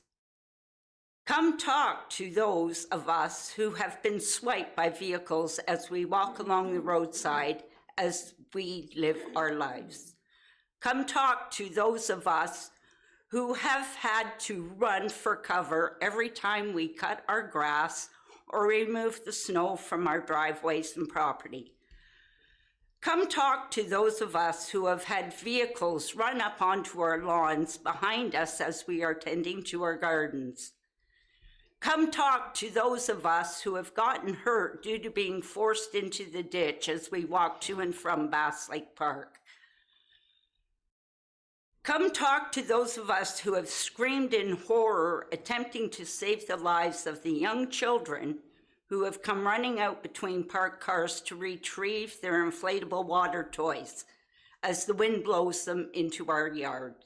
This road was built for and intended to be for local function.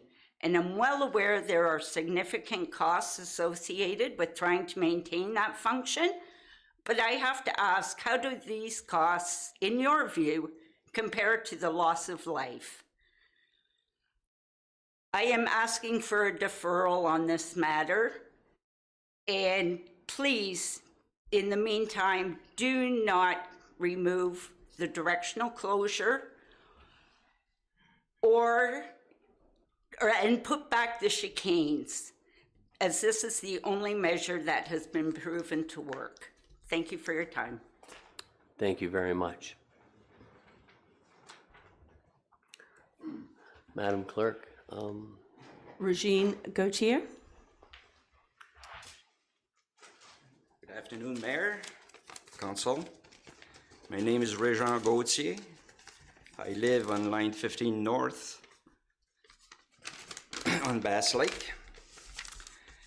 My background is I've flown with the RCAF Royal Canadian Air Force for 37 years doing search and rescue missions, tactical airlift, Afghanistan, Somalia, name it, I've been there. And this road has scared me more than those missions that I did for 37 years. And I got T-boned coming out of my driveway because there is a dip in the road not too far from me, and you cannot see a car in there. And they're speeding, bang. Anyway, what I'm saying is since we got the directional put in, I'm not scared anymore to get on that road. It's safe, much safer, and to me, by taking it out, is you taking safety away again. And safety cannot be trumped. Every mission I did with the military, there was always a safety briefing. I was always at the top and couldn't be compromised. If you did compromise it, there was consequences, and I'm sure you're well aware of what the consequences would be. Thank you very much for your attention. Thank you very much, sir. Madam Clerk. Mr. Mayor, that concludes our registered. Okay, thank you very much. Is there anyone who hasn't registered who wishes to speak on this matter or any other matter on the agenda at this time? The gentleman at the very back, if you could just come forward and give your name and... My name is Michael Locke. I live at 8542 Highway 12 West, Highway 12 now. I just wanted to say last week I was headed up the hill past Bass Lake Park going south, and a big black pickup truck with a crew cab on the back. I just came blasting down the hill. I was actually at the top, and I saw him come through there. He was to beat me. before I could get to stop him from coming through the chicanes. So it's incredibly dangerous. I just want to echo what all of our friends are saying here. This is an incredibly dangerous situation. Safety is a huge issue, and it's also been mentioned already about the liability that will be to our county here, our township, if we start having accidents there. So far, what we're doing has been working. We're begging you to please keep it in place. Thank you. Okay. So just to be clear, and I apologize. So you were going towards the 15th and Bass Lake Side Road, and the truck was coming. I was going south, coming up to Bass Lake Side Road. Yeah, yep. And the truck was. And the truck just barreled through there. Going the wrong way. Yep. No. Yep. Okay. Thank you. Thank you.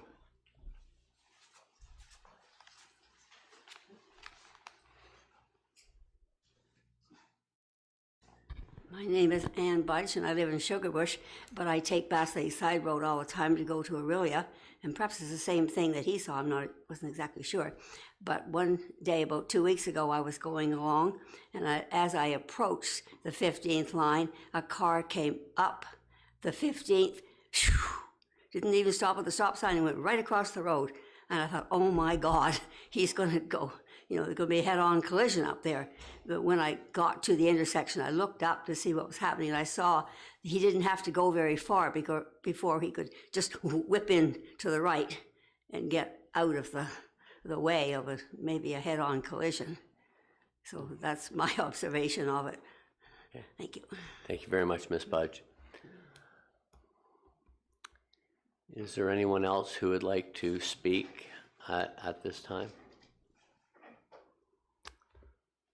Okay, seeing none, that will conclude open forum.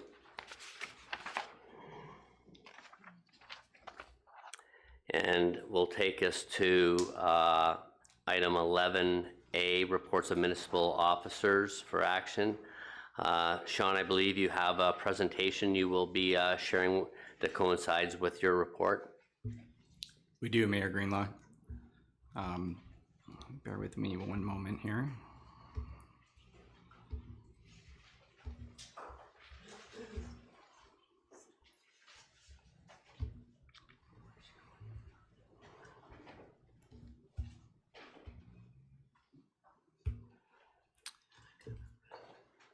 Mayor Greenlaw, members of council, members of the public, I do realize that a number of members of the public have seen this at the open house we had a number of weeks ago.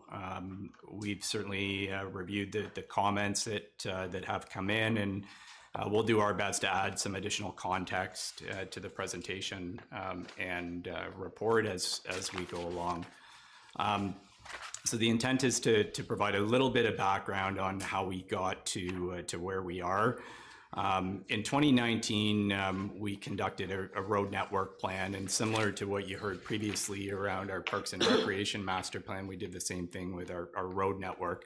And there was 4 components to that: a road system and operations, road standards, and the roads needs component. So part of that included doing traffic assessments at a number of key roadways and intersections, and looking at the current state as well as future state, and things like growth. What do we need for haul routes, collector routes, those types of things, to have a long-term plan for our road network. One of the things that came from that, I mentioned the traffic assessment. So in July of 2019, we did traffic counts at various locations, one of which being line 15, Highway 12 to Bass Lake Side Road, including a review of that intersection. And what we found was a significant traffic volume, as you've heard from folks today, almost 4,300 vehicles per day. The current speed limit is 40 kilometers an hour. At that point in time, the 85th percentile travel speed, so 85% of the vehicles, that would be the speed that they'd be traveling at, almost 60 kilometers an hour, 20 kilometers over the posted speed limit, and a high degree of non-compliance with the speed limit, 92%. We also reviewed the appropriateness of the speed limit, and given the characteristics of the roadway, the beach access, et cetera, that the 40K speed limit that was applied was in fact the right speed limit there.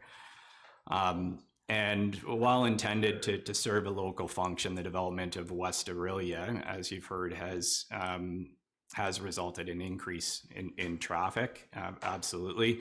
And I think it is a concession road, certainly in terms of how it was laid out, but I think just the overall evolution of the community, the limited road width, those characteristics don't allow for anything to expand beyond that. So there's definitely some limitations with the roadway. Just to highlight some of the actions that we've taken to date. So coming out of that in 2019, some of the issues associated with speeding are certainly not isolated to line 15. We have significant issues with speeding and traffic safety all across the township. You heard that from Inspector Yateman today, and just to put a little bit of perspective to this as well, that some of the other findings here as well at that point in time, line 7 south, which is just out the door here, traffic volumes of almost 2,200 vehicles per day. The posted speed limit is 50 and the 85th percentile is 81 kilometers an hour, so 30 kilometers over the posted speed limit. Lakeshore Road between lines 5 and 7, posted speed limit of 50, the 85th percentile is 80 kilometers an hour. Diamond Valley, which is up in the Sugarbush area, posted 50 kilometers an hour. The 85th percentile was 82. So significant number of roadways over 30 kilometers an hour were the posted speed limit. So it's something that we needed to look at holistically, and that led to the initiation of the Traffic Safety Task Force with a mandate to really look at a holistic approach, working with the OPP, and focusing on education, enforcement, and just grassroots traffic safety tactics. We also looked at road painting in 2019 and started to look at mid to longer term considerations, and got the OPP involved with the data that we had in hand. And you heard that from Inspector Yateman today about the data. We have the Black Cats now to be able to track data. And the OPP did do a targeted focus patrol. So once a month, they focus on areas. So between March 1st and 31st and April 1st to 19th, there was targeted enforcement, 77 hours of targeted enforcement in that area that resulted in almost 50 provincial offense notices and 98 warnings. So a significant issue there, as you can appreciate. In 2020, we implemented speed humps and dragon's teeth, and I do want to point out that the speed cushions were very limited. It was an initial application. The traffic calming that we implemented here was done as a pilot.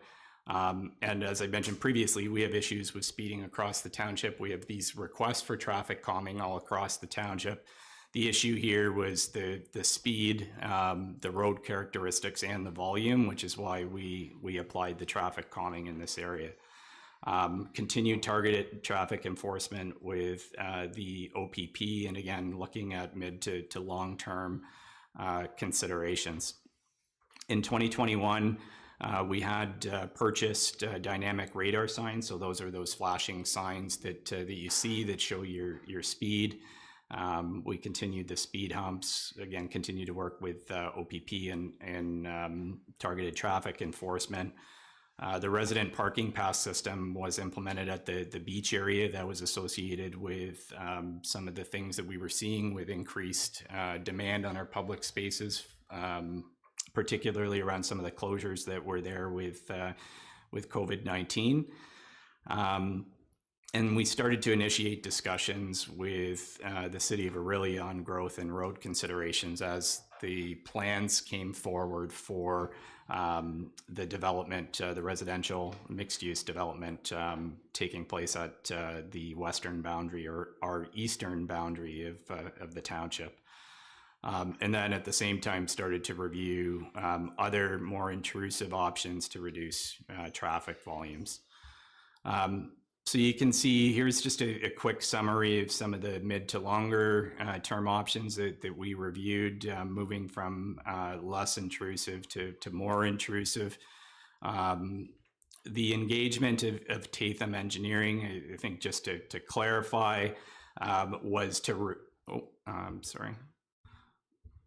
was to review more intrusive measures. So we had engaged Tatham and said, have a look at what options exist to deal with traffic volume specifically on the more intrusive measures. So there was a number of pieces that that they looked at.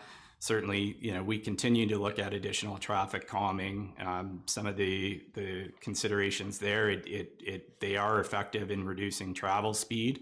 Again, it needs to be kind of a fulsome application of traffic calming, and we'll speak to some of the findings that we found on the last implementation. The other limitation with traffic calming, and by traffic calming here, we're talking about speed interventions, so they are seasonal. And certainly recognize there's a number of urban municipalities like the city of Barrie, for example, that have implemented permanent speed humps, but they, from a winter maintenance perspective, treat their roads with salt. And that's how they deal with maintenance there. And they also have curb and gutter and urban infrastructure to be able to do that. That's not feasible for us. So that kind of limits what we could do for traffic calming. And with the traffic calming, there really is limited options to reduce traffic volume outside of making the traffic calming, having so much traffic calming that it becomes a deterrence that people won't take that roadway. But again, that as well has a seasonal limitation. Tatham did do a detailed review of a directional closure, looking at what opportunities exist to potentially reroute traffic and what options may be there for closing, like a full closure, and having a turnaround at the end of line 15 north. So there really isn't. There really wasn't any other feasible options. Rerouting certainly wasn't feasible given how the community's built up, how it has been built up over the years, and some of the roadways to the east of the development, and obviously the lake to the west. And then looking at a potential closure was an issue that we heard very strongly from emergency services about the implications to their response time, and things like snow removal and waste collection, and then the logistics of actually having to acquire the lands that would be necessary to have a proper turnaround at the intersection. And we had some initial dialogue with the park around that. It wasn't something that was feasible. And at the same time, continuing to have discussion with the city of Orillia for clarity. Line 15 south of Bass Lake Side Road to Old Barrie Road is a boundary road, so it's actually under the jurisdiction of the city of Orillia. And Bass Lake Side Road heading east to Atlantis is also a boundary road under the jurisdiction of the city of Orillia. So there's definitely some complications there as the city of Orillia continues to grow, where they're pushing their arterial traffic down line 15 from Old Barrie Road to Bass Lake Side Road, and then Bass Lake Side Road, those roads that are under the jurisdiction of the city of Orillia being what they classify as arterial roadways. So that's some of the compounding effect that we're seeing with traffic implications on line 15. I mentioned previously that we had limited speed humps. We did some line painting. And in light of that, we did do the engagement with Tatham to look at the more restrictive measures. At its meeting of May 11th, 2022, Council passed a motion providing direction to implement the northbound directional closure and additional traffic calming in 2022 as a one-year pilot project. And it was the middle of August that we did get the full implementation in place. So just a couple slides to show the current existing situation. So to the left of the screen is Highway 12. You can see some of the signage depict here, these round or semicircle humps just before the beach area, or what is referred to as chicanes. So it's a road narrowing where the southbound traffic would have the right of way. You can see the yield signs to the northbound traffic. So it basically constricts the roadway so one vehicle passes through the chicane at any point in time. And then there was some additional no parking that was required along the beach area to facilitate that. Moving on to the next slide, which is kind of further down the roadway at the beach area, these are the flexible delineators, or the vertical barriers. You can see, again, the objective is to narrow the roadway. They're installed at the edge of the road as well as the center of the road, and we had pedestrian signs in the middle of the post as well. So those are referred to as the vertical gates. Again, the no parking signs that were required to facilitate that. Another set of chicanes.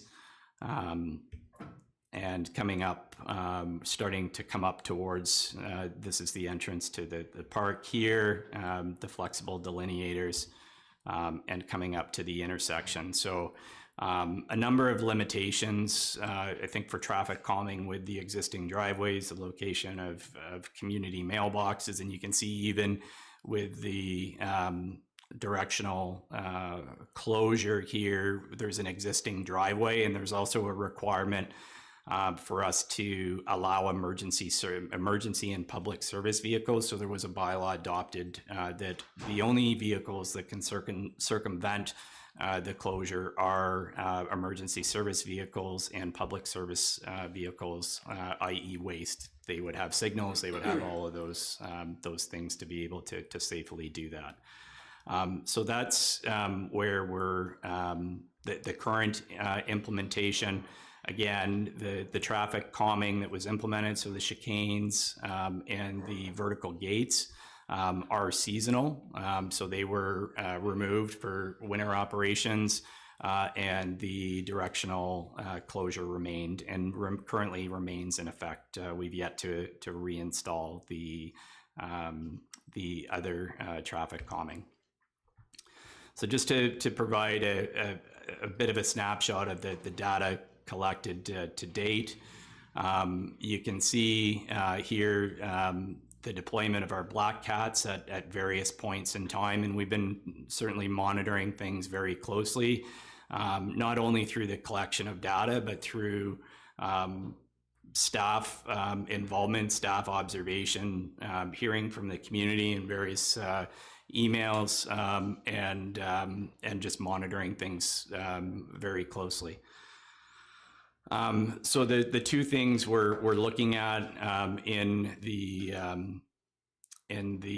data that we're collecting, traffic volume. So we can, based on the information we get back, we're able to determine the size of the vehicles, the speed, the direction they're going, the date, and the time. And as Inspector Yateman spoke about, we can see when peak travel times are, and we use that data to work with the OPP on some of the targeted enforcement times. And I think, not surprising to anybody here, those peak times also correspond with peak business hours and as people are coming and going to their place of employment.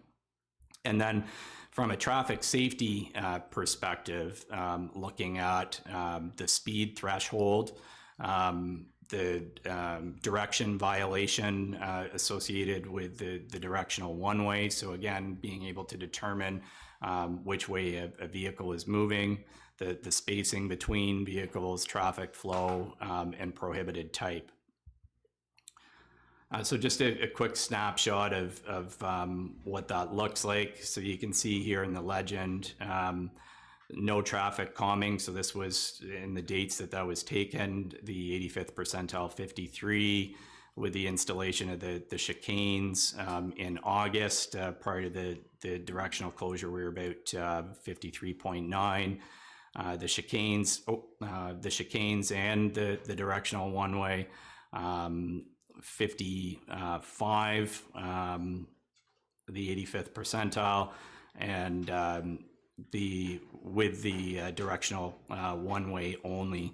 And certainly, I mean, I think there's variation here with the point at which they were taken. So this is really just a snapshot. And if we took a snapshot of the 85th percentile travel speed at the installation of the traffic calming, obviously that number would be really low, but it would skew the data as well.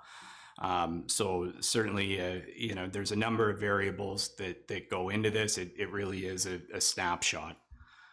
As it relates to volume, so average daily traffic, you can see here, no traffic calming, we're around 3,200 vehicles on average, with no traffic calming. With the addition of the chicanes, it went down about 800 vehicles per day. The chicanes and the directional one-way, quite a big drop from the no traffic calming data, and then the winter, the February assessment of just the directional closure in place. We also wanted to look at the non-compliant, directional non-compliance, and again, you can see the dates that was collected. I will note the last date of March the 6th, the 23 vehicles there, is that data is a little bit skewed, so we didn't look at that in the average because it was the time that the black cat was removed, so there wasn't a full day, so it's not an accurate depiction there. But again, just a snapshot. We know from our own observations, we spent a lot of time August, September throughout the year at that intersection, observing kind of what was going on. We knew that there were issues with non-compliance, but we didn't know the significance of that until we received this in February, or March rather. The truck volume here, no traffic calming, chicanes, and the directional one-way. This is the percentage of trucks, so certainly as the traffic counts go down, then the percentage of, or the overall number of trucks would go down correspondingly, but again, just a snapshot of that.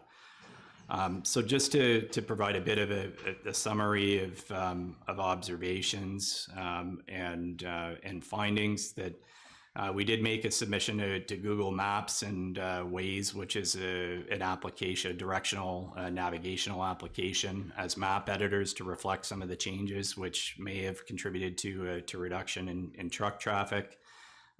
We did engage the OPP to do targeted enforcement on several occasions, and it had little impact on the compliance with directional closure, and certainly the enforcement capability of the OPP is limited amidst all the other priorities across the township. I mentioned previously the space limitations for the placement of the chicanes. That created some issues for the safety of mail delivery, and we actually got notice from Canada Post that they wouldn't be able to deliver mail if the chicanes were reinstalled. Despite some of the advisory signage, the chicanes did present confusion for drivers. I mentioned the northbound having to yield to southbound. There's a lot of confusion with who had to yield to whom going through there, which created some issues with, especially at the beach area, and again, that conflict with the community mailboxes.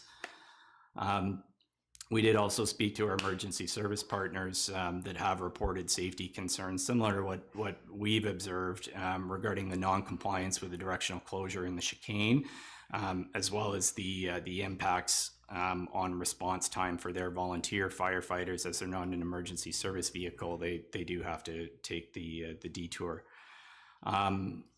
We've also received complaints from residents on Heppenstall Place, Orsay, Sunset Drive, as well as Bass Lake Side Road around the additional traffic volume, truck traffic that has increased, and we did receive a petition from a number of residents on Heppenstall Place.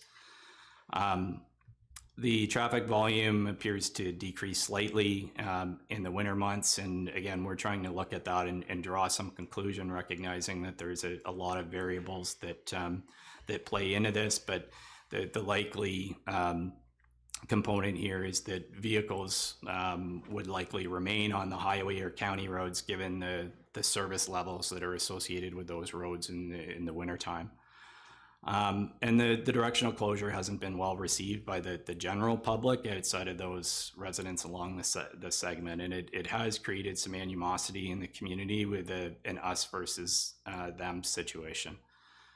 And as you've heard and as we've gone over, the road width and characteristics present limited opportunities for improving the actual roadway for motorists and pedestrians.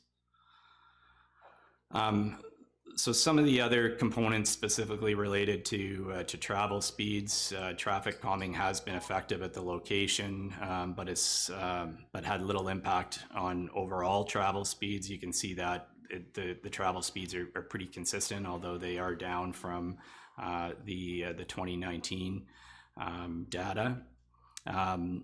We also know that with traffic calming, if there's not enough traffic calming, and we saw that certainly with the first implementation of the speed bumps, is that once people go over that traffic calming, if there's nothing else ahead of them, then they tend to speed up maybe quicker than what they were traveling at before. So there's some of that, depending where the black cats were set up.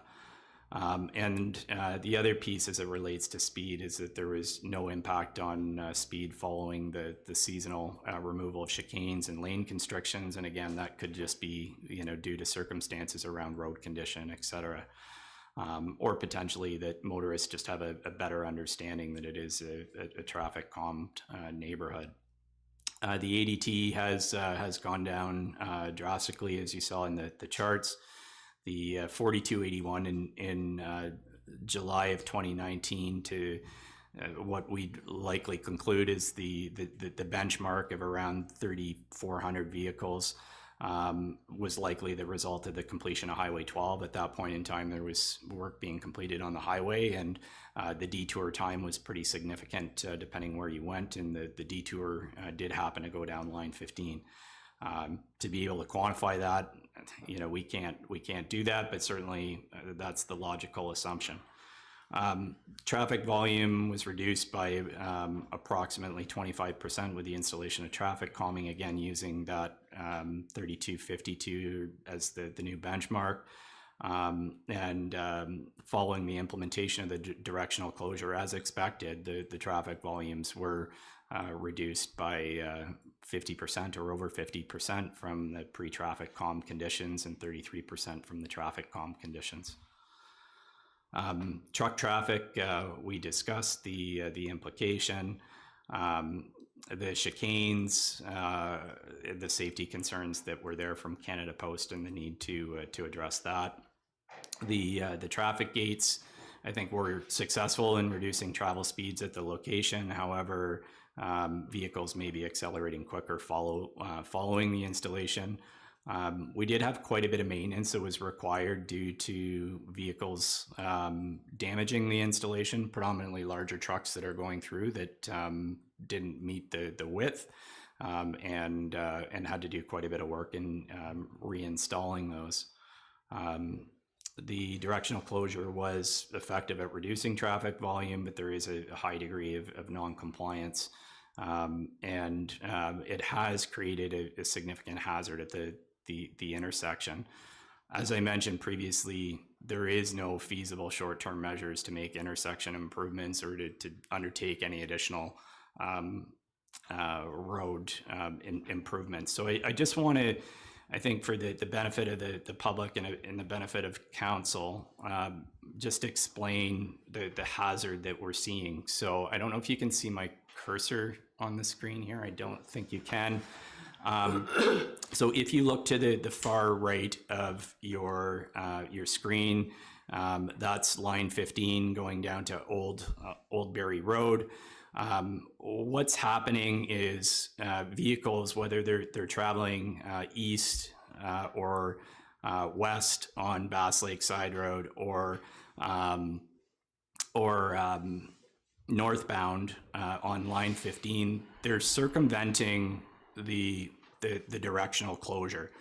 And the concern with the safety of that is if somebody's coming southbound down line 15, and you have a vehicle, and sorry, I should also state that this is a two-way control intersection.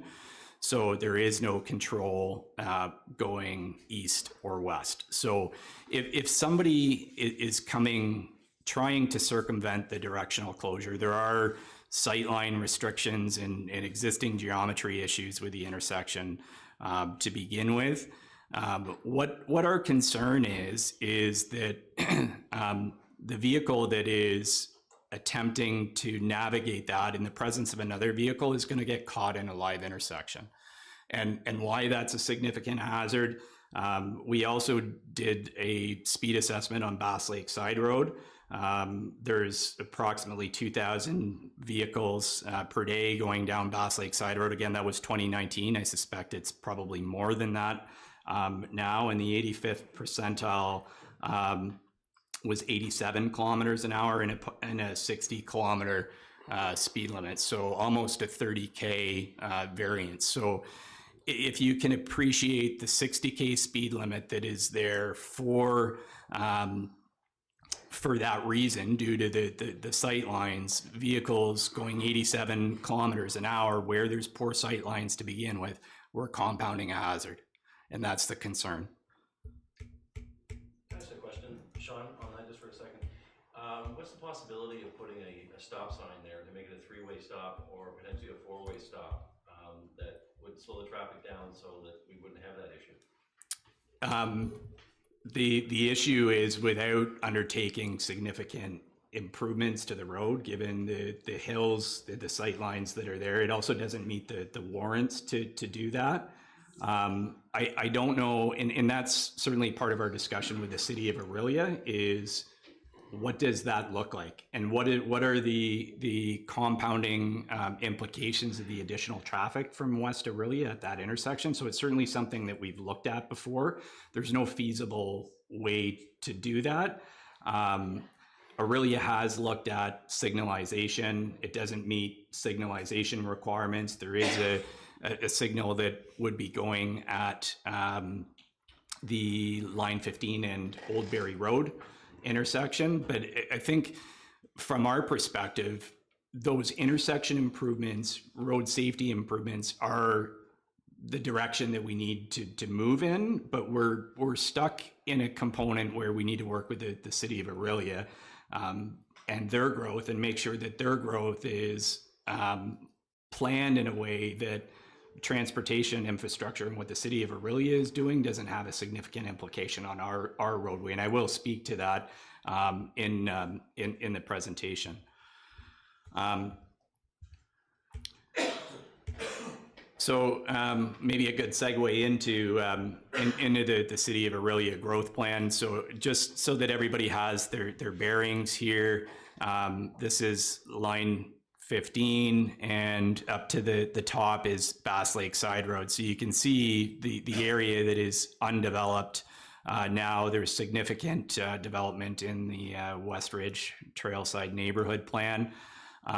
In the report, we did outline what the phasing is, or the proposed phasing for the development, but it is fairly substantial, with mixed use, school use, some commercial use, and 1,300 units phased over the next 20 years. Our team, as well as our development services team, have been working with the city of Orillia, as stated previously, in some of the mid to long-term plannings, and in particular the planning application for the Westridge Trailside Neighborhood Plan. We've gone back to the city of Orillia to have the traffic impact study expanded to provide additional analysis of the impacts and the infrastructure requirements on the segment of Line 15 North, from Oldbury Road to Highway 12, in addition to Bass Lakeside Road from Line 15 North to Atlantis Drive. And some of the implications that we're seeing on Line 15, we're starting to see on Heppenstall and Orsi and Sunset, and that's some of the concerns from the residents in those areas as well, that that's the direct entrance point, and actually the traffic plan has that as an entrance point into the Bass Lakeside Road and the West Orillia development. And then we've also heard some concerns around stormwater management and addressing the impact of that as it relates to the ecology and health of Bass Lake. So we've provided some comments on that, and there is a revised traffic impact study that their consultants have undertaken since the meeting that we had a couple of weeks ago. We've started to take a deep dive into that. We actually have a meeting set up with the city of Orillia next week to work through that and better understand, have them better understand what our needs and requirements are going to be, and have a better understanding of how they'll consider that in the overall planning process. So in terms of our recommended approach, the objective of the pilot project has been to improve traffic safety.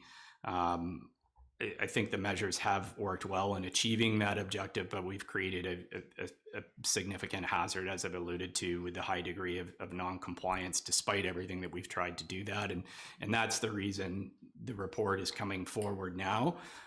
We certainly intentionally put the traffic calming out to be able to quantify that, because of the level of uncomfort that we have with the risk at the intersection. We certainly recognize that the resolution was to look at this from a one-year trial perspective, but what we're seeing is the more non-compliance that's there, the more it becomes normalized, the more people that see people go through without consequence, the more people start doing it, the greater the hazard we have. So we really put our heads towards recognizing what we've learned from the past, and certainly what we're proposing does not reflect what we've done in the past. It's pretty extensive, but we do need to recommend that the direction or the discontinuation of the directional closure. We are looking to reconfigure the traffic calming to remove chicanes and replace the chicanes with vertical gates and speed humps, and certainly recognize the concerns we've heard from the community around the speed humps, and we certainly heard them in our outreach last week. But I think we do need to recognize that the configuration is completely different than what it was before, where you just have a very limited set of speed humps. You're going to have people traveling over them quickly. This is going to be installed in combination with additional traffic calming. So we do think that those issues will be mitigated. But again, it's something that we'll continue to observe. And if we need to make adjustments, we can make adjustments. The community safety zone, extending that to a year-round application that does provide the ability for double the fines. Reconfiguration of the permit parking area with the installation of planters and parking spaces. the implementation of a pedestrian crossover and all-way stop at the Bar Avenue intersection. Again, that's in combination with the entire traffic calming plan, installation of additional pedestrian signage, and obviously continued work with our OPP for targeted enforcement, collection of data, and being able to measure the effectiveness of what we're doing. And I mentioned previously the ongoing discussion with the city of Orillia, and if we need to make adjustments, we're prepared to make adjustments. I think the history of the evolution certainly recognizes that, and it's certainly not our intent to hang our hats up and say that this is done. I do want to maybe just pass it over to Carla Musso Garcia, our manager of operations, just to walk council and the community through the proposed measures. Thank you. Through you, Your Worship.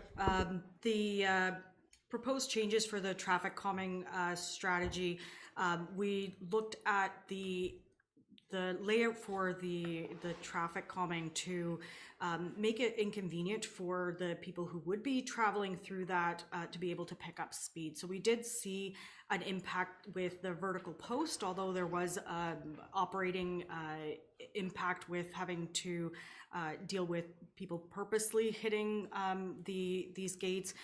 They do provide a traffic slowdown. So we looked at what had worked and what didn't work, and we're recommending the vertical post gates to be installed in conjunction with the permit parking redesign. The permit parking area did, with the previous installation, create a further hazard where people wanted to avoid the traffic calming in the area. They would utilize the the parking permit area to bypass all of the traffic calming that was in place. So that has been acknowledged as an area that needs to be redesigned and have the area be narrowed so that it is defined to where people are allowed to park and where vehicles are to travel, so that the traffic calming on the roadway is not being bypassed. The community safety zone, like Sean mentioned, to be made permanent and year-round. Right now, there's time limits associated to that, so any of the violations that would have been occurring during that time would have been ticketed at a different offense level. And the new part that we've been able to look at with the data that we were able to collect through the Black Cat data, at the onset of the pilot project, the traffic counts that were there and the pedestrian evaluation would not meet the warrants for an all-way stop. The all-way stop warrants are still not warranted at any of the 3 intersections that are there. However, what we looked at was estimated pedestrian counts for the area. The reason that it is looked at as estimated is because the parking area being on the west side of the road, the assumption that is made is the parking area is designated on the west side of the road, the residential properties are all on the east side of the road. The criteria in order to meet a crosswalk requirement through a roadway like this is still very high. So we were able to utilize the requirement of connectivity from the east to the west side of the road as the criteria in order to implement a crosswalk. The always stop requirement, however, was still not being met, but in order to click those two together, what was utilized was the distance associated to the traffic signals at Highway 12. So the only location where we would be able to install an always stop would be at the Bar intersection, which that is being utilized so that we're not creating a 4th hazard on the roadway with those 3 lateral intrusions coming in off of those roads. So in order to marry those up to reduce the pedestrian impact, they were put at that intersection. Independently, those do not meet the warrant, so that was part of the design in order to be able to add another barrier to traffic being able to flow beyond those conflicts that we were having before. So that was put in place. So the mapping here that has been identified shows a few different things. So you do see the kind of star dots with the yellow surrounding. That's the street lights associated to the area. That is a key point to where a stop sign is able to be installed in this particular layout. You do have the vertical gates there that are identified with 2 dots and a vertical line. Those, again, we did receive feedback that they were slowing down the traffic. The intent of those are not to narrow the road. They are just a vertical representation of what the lines are on the roadway. So they are placed on the white and yellow lines in that area. And then the always stop that's identified there at Bar Avenue is there as well, and the speed humps that are placed in that area as well. The new layout does add a few more of the vertical gates in order to reduce the amount of area between the traffic calming, so that they won't be able to pick up much speed. Could I ask where these speed humps are going? Yeah, so they're identified here on the map as the blue bars in the zone. So there's a layout distance between each of the different traffic hazards. So adjacent to my property. yeah. You know how intolerable, I want to cry. You have no idea how intolerable that is. I have to leave before I say anything that I regret. Can I ask just one question regarding safety? Do we truly believe that that intersection is more dangerous than allowing thousands more cars down that road a day? Yes, and I'm going to speak to that. I wouldn't be bringing this forward if that wasn't the case. As I mentioned, I think the issue with the severity of that intersection is the fact that a vehicle is going to, and it's a matter of when, and it hasn't happened, but if it does happen, you have a vehicle that's going to be stuck in a live intersection with vehicles that are traveling 90 kilometers an hour. That's our concern. That's the concern. But I guess it's vehicles at that point, and then on the rest of the road, you're introducing thousands more vehicles when there's pedestrians. Yeah, and I think there's a bit of a misconception that more volume means that things are going to be less safe, right? So certainly more volume, more probability, 100%. What we've tried to do is the measures that we're recommending are aimed to have an effect on volume. To what degree, we don't know. Is it going to be as effective as the directional closure? It won't be. It won't be 50%. We don't know what that's going to look like. But the combination of those measures, as Carla was outlining, will have an implication on volume. To what degree, we don't know. But we're going to monitor that. Yeah. Okay. So I'm sorry. I'm just going to step in for 1 second. The clerk can. This is outside of the procedurals of how the meeting's supposed to be ran, and the open forum session is over, and I'd like for Sean Binns to be able to present his report in the full at this point in time, please. And Mr. Mayor, if I may add to that, there isn't a problem with members of the public asking a question. However, for the live stream and those listening, the public listening, we cannot hear the question being asked. So if you could come to the podium as well, Your Worship, all items should go through the chair, and then the response should also go back through the chair, just for decorum purposes. No. So Thank I you. think everyone understands, and we're not trying to muzzle anybody. We want to, but I don't know, how much longer is the presentation before you've got it all covered? I'm just about to wrap up. Okay, here, and then maybe, I was so- just going to say, if we could hold the rest of the questions until after Mr. Vince is finished, it'd be greatly appreciated. Thank you. So just to maybe quickly sum up here, here's a depiction of the three-way layout. You do see the planter installation, and then as Carla alluded to, there would be some improvements to the existing parking area there, as well as the crosswalk. Here's an example of the planter boxes, and they serve a dual purpose. Again, it creates a measure that people will notice that there's something going on here. At the same time, it does provide a barrier to people trying to circumvent measures along that segment as well. So just to conclude, and I think the question is a good question that, and I think it's a misconception certainly that we've heard loud and clear from the community in the open house that we provided, as well as some of the correspondence from the residents on line 15. And again, more volume doesn't necessarily mean that things are less safe. We've tried to put together a program that will deal with volume and control the variables of traffic safety.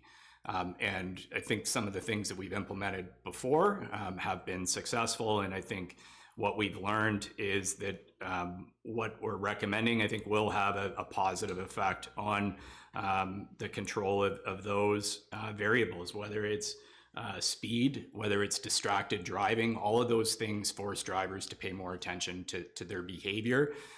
Continued enforcement of the Highway Traffic Act with the OPP, and highlighting the fact that it is a share the road situation with the recreational use and pedestrians. I think overall, that's going to improve the traffic calming through that area, albeit there are some seasonal limitations that are there with the traffic calming. The installation of the stop sign, and stop signs are not intended to be installed to control speed, but it will have an effect on the overall potentially volume and the speed at which people travel through there.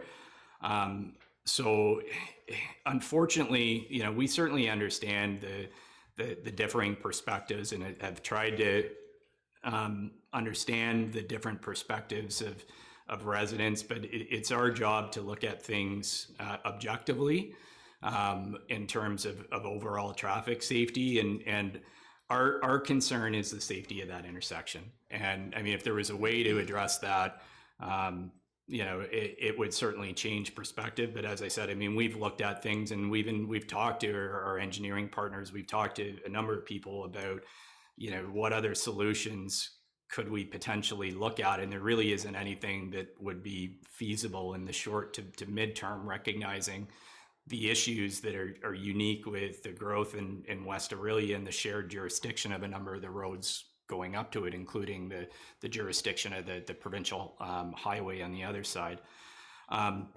So in terms of, I've heard a little bit about risk and liability, and certainly that's something that we take into account with all of those recommendations. And again, we need to look at things objectively from an overall traffic safety perspective, which includes risk and liability. We have a liability currently. We know that we have a liability, and we'd be negligent in our duties not addressing the liability that we're seeing there. So if there is a collision, we may be negligent in doing that, and would have a hard time defending that as a potential claim.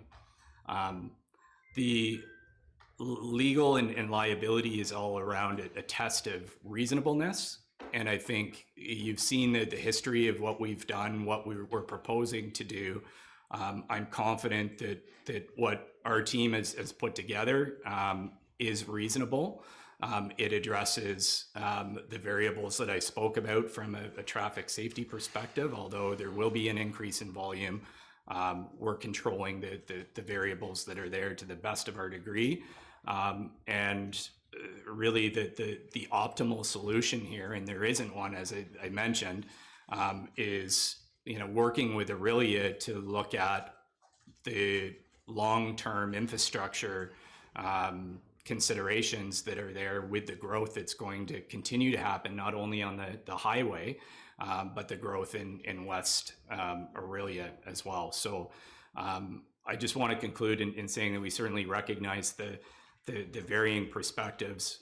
We're looking at this objectively, and our recommendations, I think, are grounded in that. And I want to reiterate that it's something that we're not hanging our hats up and saying we're done with this. We're going to continue to review, and I think we've been open and transparent with the community around sharing data, sharing where things are at. I mean, we'll continue to do that, and if things aren't working with speed humps, we'll be responsive to that, and I think we've demonstrated that in the past. So that's a summary of the report, and Mayor Greenlaw, members of council, happy to take any questions. Okay. Thank you very much, Sean, and I do appreciate your transparency in doing a public open house for the residents of that area. They actually saw this presentation before council did, and that's about us trying to reach out to the community. It's not always going to be a perfect message. It's not always going to be a home run where everybody is 100% ecstatic, but we are trying to work towards the sustainable solutions as best as possible. So, Madam Clerk, do I need and I apologize, and I want to make sure that we continue an open dialogue. Is it okay? Do I need to have permission to? Okay, so council members, I'm going to ask that permission. It's not normal procedure after a presentation, the public can come back outside of open forum, but I'm asking for a break from procedure to allow further questions from the public. All in favor?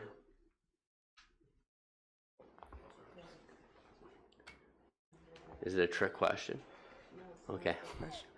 I just want to ensure, I don't have a problem doing that as well. I do want to ensure that we keep decorum in the chamber and that it is a respectful conversation, as it has been through all of this presentation, as we go forward, if we do allow further questions from the public. Okay. No, and I agree, and I want to thank everyone who has come out and your patience in sitting here, and I appreciate the fact that you have come out to voice your concerns, because it is important that we hear from the public, because we all are living here together, and we're going to continue, hopefully. Okay? Thank you. And Mr. Mayor, just a reminder, if decorum is not followed, it is at the whim of council and the mayor to determine that the debate is over. And I apologize, it's not because of my poor memory, but you have to state your name again when you come to the podium, please. Thank you. Yes, Michael Russell, Mayor, Council. I have a question for Mr. Binns. Where is the engineering report? We went to a lot of trouble for the initial lane closure and all of the other stuff. Where is the engineering report for what you're about to do now? We didn't engage the engineering firm to do that. We've had discussions on site with engineers. We have professional staff that are certified engineering technologists. This has been reviewed extensively with CC Tatham. The report that, as I mentioned, we engaged Tatham to do did include the traffic calming measures and what traffic calming measures would look like. The specific engagement around the directional closure was scoped to look at more intrusive measures. So given the issues that we've had, and we've had Tatham Engineering on site with us, that as we were standing there with our fluorescent jackets, we counted the vehicles that were circumventing the directional closure. So our reports are grounded with that engineering assessment, and the previous staff reports reflect the data contained in the Tatham engineering reports, and we shared that with the community as we built those first two staff reports, no different than what we've shared with where we're proposing to go. Yeah, but I don't recall there being a crosswalk stop sign in that report. It wasn't scoped in that report, as I mentioned. So I don't think the intent here is to. So the bottom line is there's no report. Pardon me? There's no report, is the bottom line on that. There's no engineering report on that stop sign. There doesn't need to be an engineering report on that. We've done the technical justification, as Carla said, and we don't need to justify that to you. Okay, thank you. Thank you.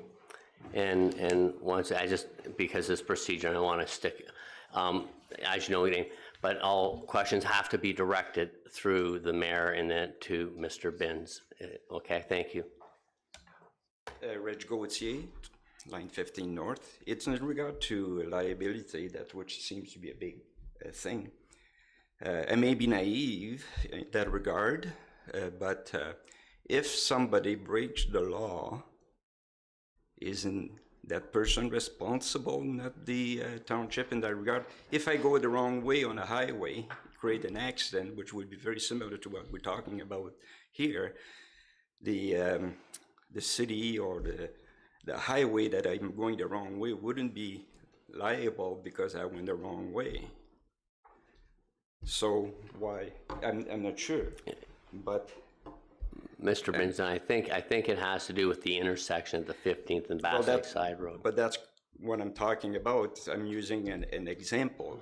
If the person breaks the law going against the traffic at the intersection, that person is breaking the law, correct? Which means to me that takes the liability away from the township. No? Okay. Maybe I didn't know. I just want to highlight it again. The issue is like certainly liability. We have risk management and liability considerations in everything that we do, and that's why our recommendations as it relates to speed limits, as it relates to stop signs, et cetera, are based on technical warrants that are part of a provincial traffic manual. Mm-hmm. Our concern is the issue is a legitimate traffic safety issue. Because of the non-compliance and what we're seeing there, the travel speeds, et cetera, is that there is going to be an accident there. And if there is an accident, it could be significant. That's the traffic safety concern. And I certainly appreciate what you're saying, but I would, maybe turn it around a little bit and say that if there were issues with people going down the wrong way on a highway, there'd be some discussion around how you'd fix people going the wrong way on the highway. Okay. Well, in our situation, there's always been several accidents on line 15 North. Already happened, and one of them that got hit. Other people did as well. And I don't know. Thank you. I believe the deputy mayor, you wanted to weigh in on this or comment on this? Yeah, I simply wanted to make a comment through you, Mr. Mayor, to Mr. Gauthier and the people here today and at the council chambers. There's a principle now called the 1% principle, and people seek through civil actions to sue those who have the deepest pockets. And the difficulty for municipalities is they have the deepest pockets because they can always pay someone who makes a claim. So regardless of the level of responsibility that a municipality might have, as long as a judge can find a 1% degree of responsibility, the municipality will pay 100% of the loss in a civil suit. So it's become a real concern for municipalities at large. So I'm simply making that comment for everyone's benefit. It's just the way things are these days. So I understand Mr. Binns' concern, and I also understand the concerns that what we are dealing with, both going down line 15, and what we're seeing on Bass Lake Side Roads are people disobeying the law, and that's going to happen. And it's a struggle for everyone to deal with. Thank you. Thank you, Deputy Mayor. Please come to the podium. Please again state your name. And Josh, I know who you are. I apologize. It's Thank you, Mayor Greenlaw. Yeah, Josh Battison, line 15. A comment and a question. One, I want to say thanks for the work that's gone into this so far. As Mr. Binns presented today, it's not a new issue. It's something that staff have been working on for some time. They've been making interventions, and I think it merits saying thank you for the work that's gone in so far. The question that I have through you, Mayor Greenlaw, to staff is, we're not arguing that there isn't a risk that's raised from people who are non-compliant with the one-way. What we're trying to understand is that riskier than the intersection in its original configuration with the two-way stop control? To kind of make that assessment, you have to understand there may be, let's just say, twice as much traffic removing the one-way, so that creates potentially twice as many opportunities for a collision to take place at that intersection without the one-way in place. You put the one-way in place, yes, there are 80, 90, perhaps 100 vehicles a day that non-comply, but is the risk different relatively between the two scenarios? That's the question to staff. Yes. Mr. Benz. Thank you, Mayor Greenlaw, and certainly thank you for the acknowledgement. I think it's certainly a dilemma for sure, as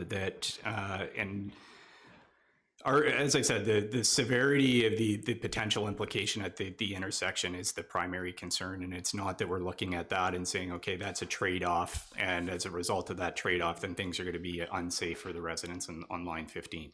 I mentioned previously that the two components that form part of the traffic safety, the control of those variables, the speed, distracted driving, pedestrians, we've tried to look at how we can appropriately address those.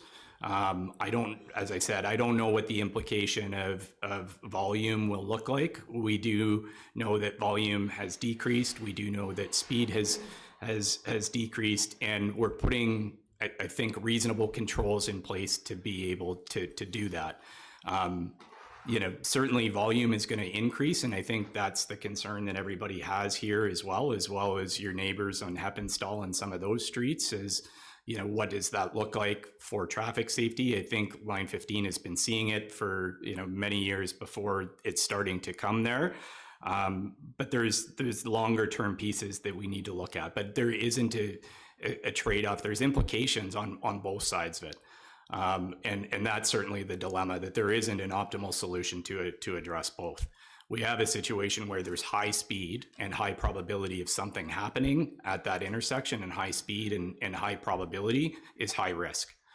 We're lowering speed, although volume is increasing, which increases the probability. We're trying to control the delta of traffic safety through the measures that are proposed. So that's the reality of where we're at and what we're recommending.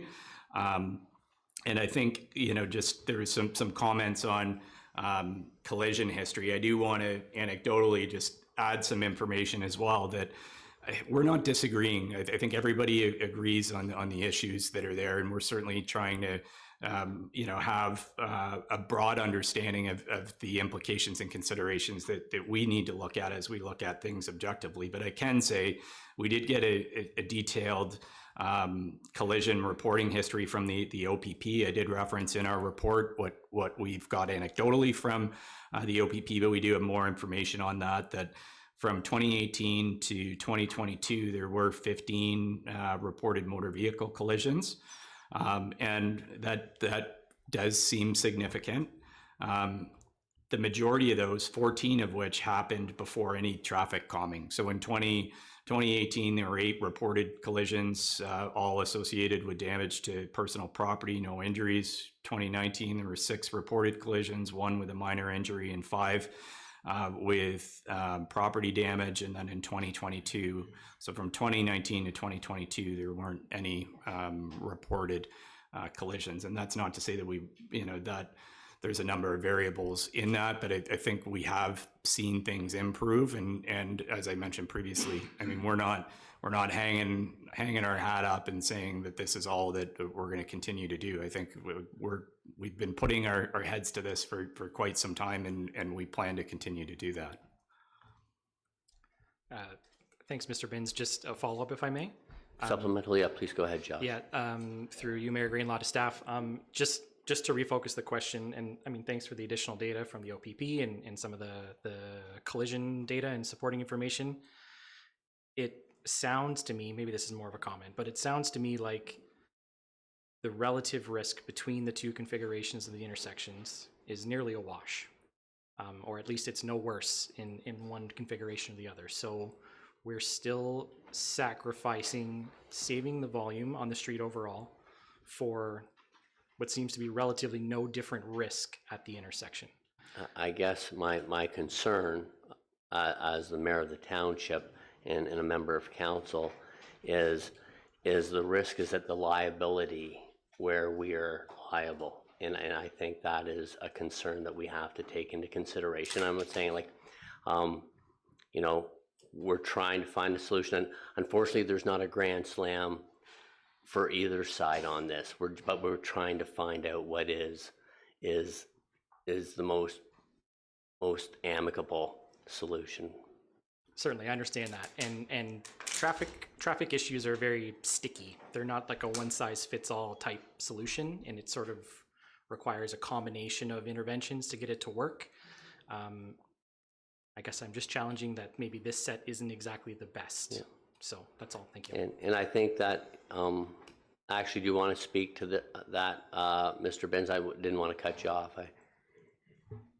Yeah, I just wanted to add that in the Tatham report, I mean, it was clear, and we knew that we cited this in our staff report as well, that there would be some non-compliance, the degree of which we didn't know until we piloted it. So I think the issue is that we've created a hazard that didn't exist before, and that's where we get into the liability piece. So deputy, to that 1%, I mean, there's a piece of negligence here. And as I mentioned previously, like it's not a trade-off. We're trying to control the variables of safety on 15, and we can't look at them in isolation of each other. They're two completely separate issues with an overall objective of traffic safety. And that's the objective lens that we've tried to look at things. Certainly, you know, if there is a way to deal with both effectively, 100%, we would be recommending that, but there isn't, unfortunately. That's the reality. Yeah, no, okay. Okay, no, thanks, guys. No, thank you. And sorry, please. Just a question and comment to Mr. Binns, yeah, through you, Mayor. Yes, please go ahead.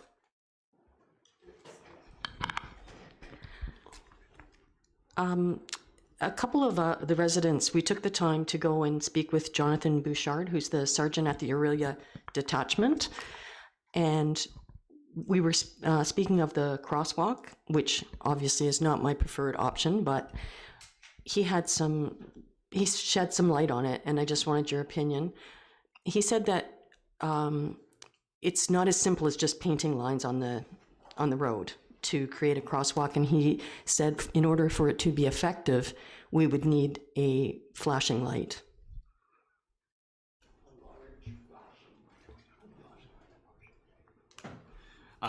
Yeah, I'll just go back to what I said previously, is that the design that we're implementing is based on the Ontario Traffic Manual. So anything that we would implement would be designed to that provincial standard. So as Carla alluded to, that was the consideration in the design. And Carla, I don't know if you want to maybe elaborate on that. For the through you, your mayor, the crosswalk requirement that he's speaking to, that's a Class D crosswalk requirement. The requirement for that is significantly higher than anything that's in that area for that data. We are following the Ontario traffic manuals, and to put the crosswalk in place as per the design is still a deviation from the Ontario traffic manuals for the stop sign, but it is grabbing pedestrian information in order to reach a bare minimum to install what is considered a mid-block crossing. The putting it together with an all-way stop was an additional precaution in order to not create an additional intersection with a pedestrian crosswalk. So the requirement for a flashing light is not a requirement under the Ontario traffic manuals for that location. And if I could, I mean, we do have additional installations in the township that are similar to this. There's one on line 4, for example, just south of Horseshoe Valley Road. that would function very similarly. Yeah, this isn't necessarily my opinion. This is what the officer said. Sure, and I mean there can be a number of opinions on different things, but there needs to be the appropriate background and context to to have an informed opinion. And I'm not saying that it's not informed. I just don't know what context that comment was provided in. He also said that the very best measure to reduce the speed, and I believe it would control the volume as well, would be the speed cameras. Now, we are in a community safety zone, so they are permitted, are they not? They are permitted with a whole host of considerations, and certainly that's a good question. We've looked at that. There has been changes to the Highway Traffic Act that do permit speed cameras from a speed enforcement only in community safety zones. So there does need to be an application of the province to do that.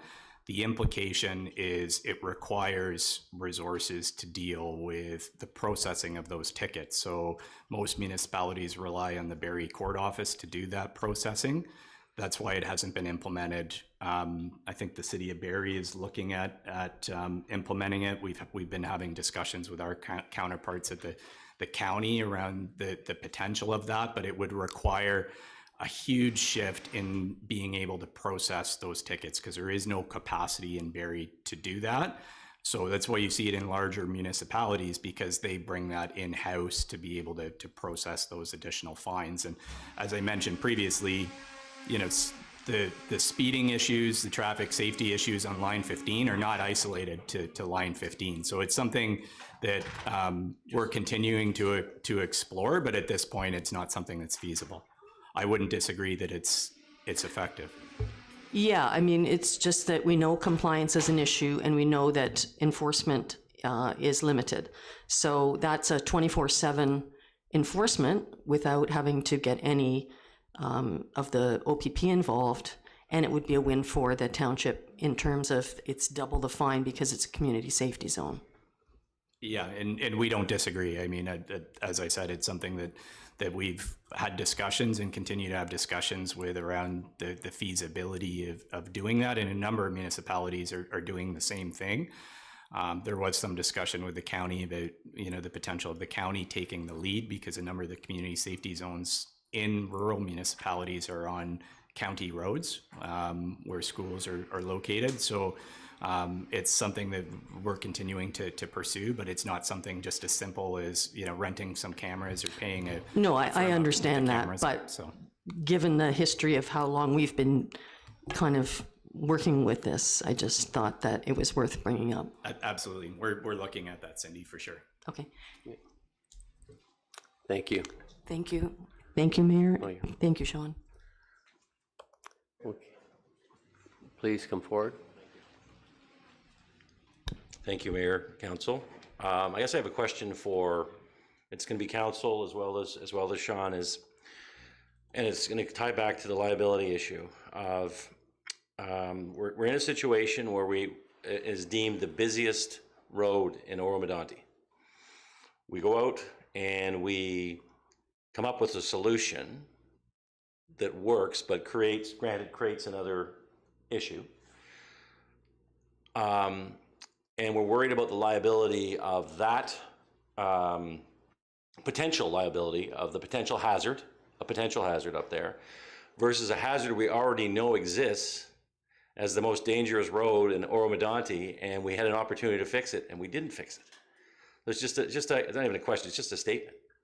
I don't see how that can outweigh something that has, we've seen people hit, there's people driving their bikes into ditches and etc. This is something that's real, and it's not potential. It's something that's happening. Thank you. Thank you. Okay, if there's no more questions from the public, I would ask now Council for discussions and questions and comments. Councillor Hutchinson. Thank you, Mayor Greenlaw, through you. Sean, thank you for your report, and also to those in the audience, thank you so much for your comments as well. I went over yesterday to your neighborhood and actually was able to have a conversation with one of the residents. So, you know, it is a situation where there's no perfect solution at all, and it's very difficult. Sean, I was going to ask a question around the light. So that's been answered, thank you. With the crosswalk, and it's going to be a stop sign, will it also be signed as a crosswalk as well? Or what would that look like for us? Thank you. Through you, Mayor Greenlaw, the crosswalk will be meeting the Type C requirement under the Ontario Traffic Manual, so it will have the stop ahead requirements for the stop sign, and it will have the crosswalk sign associated to it. Thanks.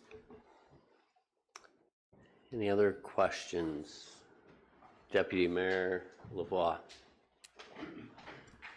Yeah, just a couple of quick ones, I think. Through you, Mr. Mayor, to Mr. Binns, is there an intent to put planters around the speed bumps? Through you, Mayor Greenlaw, yes. So the planters would be utilized where the speed bumps would be located to prevent the traffic from traveling down the shoulder. They will also be utilized at the always stop in order to prevent people from traveling that road section. Continue on, please. Yes, there was mention of a previous truck prohibition. Is that intended to be continued? It is, yes. Okay, and what sort of trucks are they? Pickup trucks? No, they're not pickup trucks. There's an assortment of trucks. Again, the data that we collect does give us the parameters, like everything from trucks and trailers to full-on transport trucks. Okay. Okay, thank you. Okay, thank you very much, sir. Councillor Clark and then Councillor Young, please.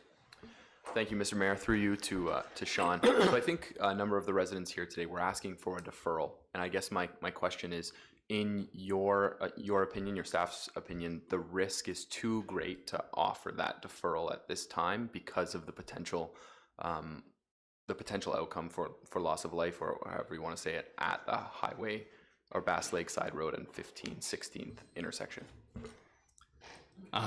That's certainly our opinion, that there is a hazard there that we need to address. I don't know, if there was another solution, potentially that there is a reason for the deferral. Like our position, our recommendations aren't going to change based on the observations that are there and that what we've presented to you. So I don't know what would be gained in terms of the information that you have to be able to base a decision. Certainly from our perspective, if there was more information that you wanted to see, I mean, we could try and provide that to you, but we've provided everything that we have and, tried to provide, the justification and the rationale for the recommendation. Certainly council has the option to, look at that and make whatever decision you see fit. And, I come back to the fact that it isn't an easy solution. It's not an easy recommendation for us to give because, it is a dilemma that there's implications on both sides. But I don't see what would be gained. I think we've had some fulsome discussion with the community, and we've tried to listen to the community, and we'll continue to do that as we move forward. I just don't know what would be gained in doing that. Thank you. Councillor Young. Yeah, thank you, Mayor Greenlaw, through you. What occurs to me, and listening to everybody here today, and having driven down the 15th today, and I was surprised to see nothing in place. Of course, it's seasonal. And I went down Bass Lake Road and across in front of the school there. But I think, Sean, you and I have had this discussion before about not unlike the red light cameras, setting up one there. I think the ticket's probably in the area now, probably a couple $100, and how many of those can somebody get before they decide within themselves, ain't going down that road anymore? But the issue and the problem is, as you suggested, is the processing of the tickets, and I guess the cost and personnel that would be involved. Perhaps you can comment on that. But that's the first thing that occurs to me, given my background. But to set up a sort of a red light camera, but in this case it would be the one-way violation camera.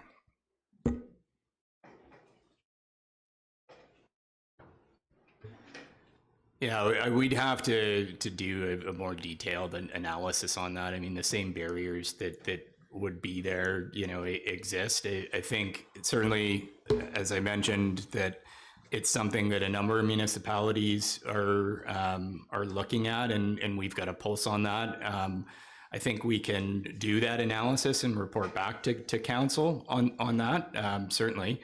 But I don't know the implication with respect to the non-compliance and whether legislatively we're even able to do that. I know certainly from a speed perspective we are, and that's certainly a measure that I think would be effective in this case if we could find a way to do that in a way that would be feasible, because not just on line 15, but in our community safety zones where we have issues all across the municipality.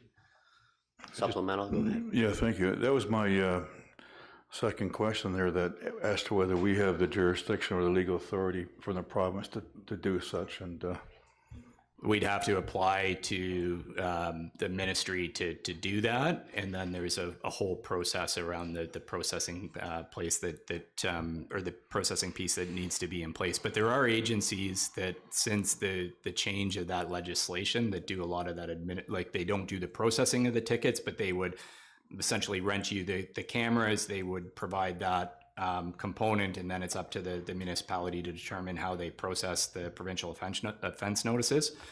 That's the dilemma, is the processing piece, because it is affordable. They just take a cut of the revenue that's there. It's just the processing piece is the dilemma. But as I said, we can certainly report back to council, do a deeper dive. A number of our colleagues are doing similar things, because the traffic safety issues that we experience are not dissimilar to the majority of our neighbors as well.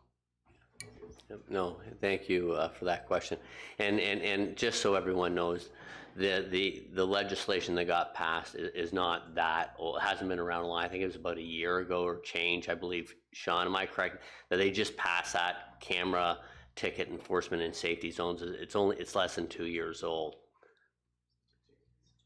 Yeah, it's close to that. It's been a couple of years. Certainly the City of Toronto has powers under their act that they've been able to do that, but and it is, as I mentioned, only applicable to community safety zones.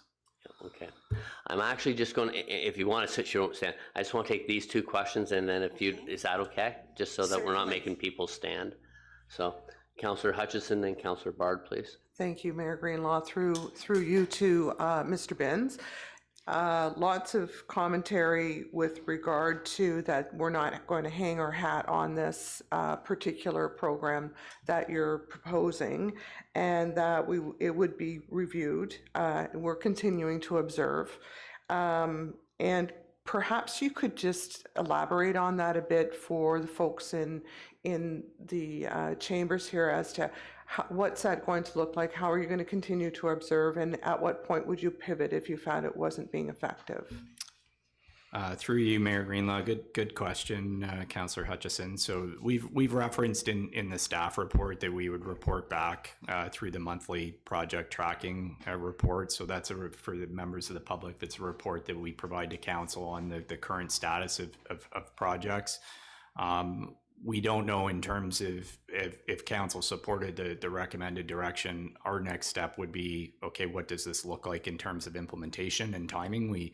We haven't fully done that because we haven't got direction from council. So that would be kind of the first point of what does this look like? What's the timing? And then there'd be communication that we would share on that basis and report back to council through that component. We do have measurement tools that will we'll measure, and that's a requirement again on us from a due diligence perspective, that if we implement new measures, we need to be able to measure their overall effectiveness. And if they're not effective and they've created hazards, it's on us to be able to act on them. And that's what I'm saying. We're prepared to do that. We're prepared to share that information. We've done that from the onset. We've had, paid duty officers that are out there. We've reported what we can in terms of what's been issued for provincial offense notices, et cetera. I mean, all of those things are part of the tactics that we'll continue to implement, but there will be a formal mechanism where we'll report that back to you.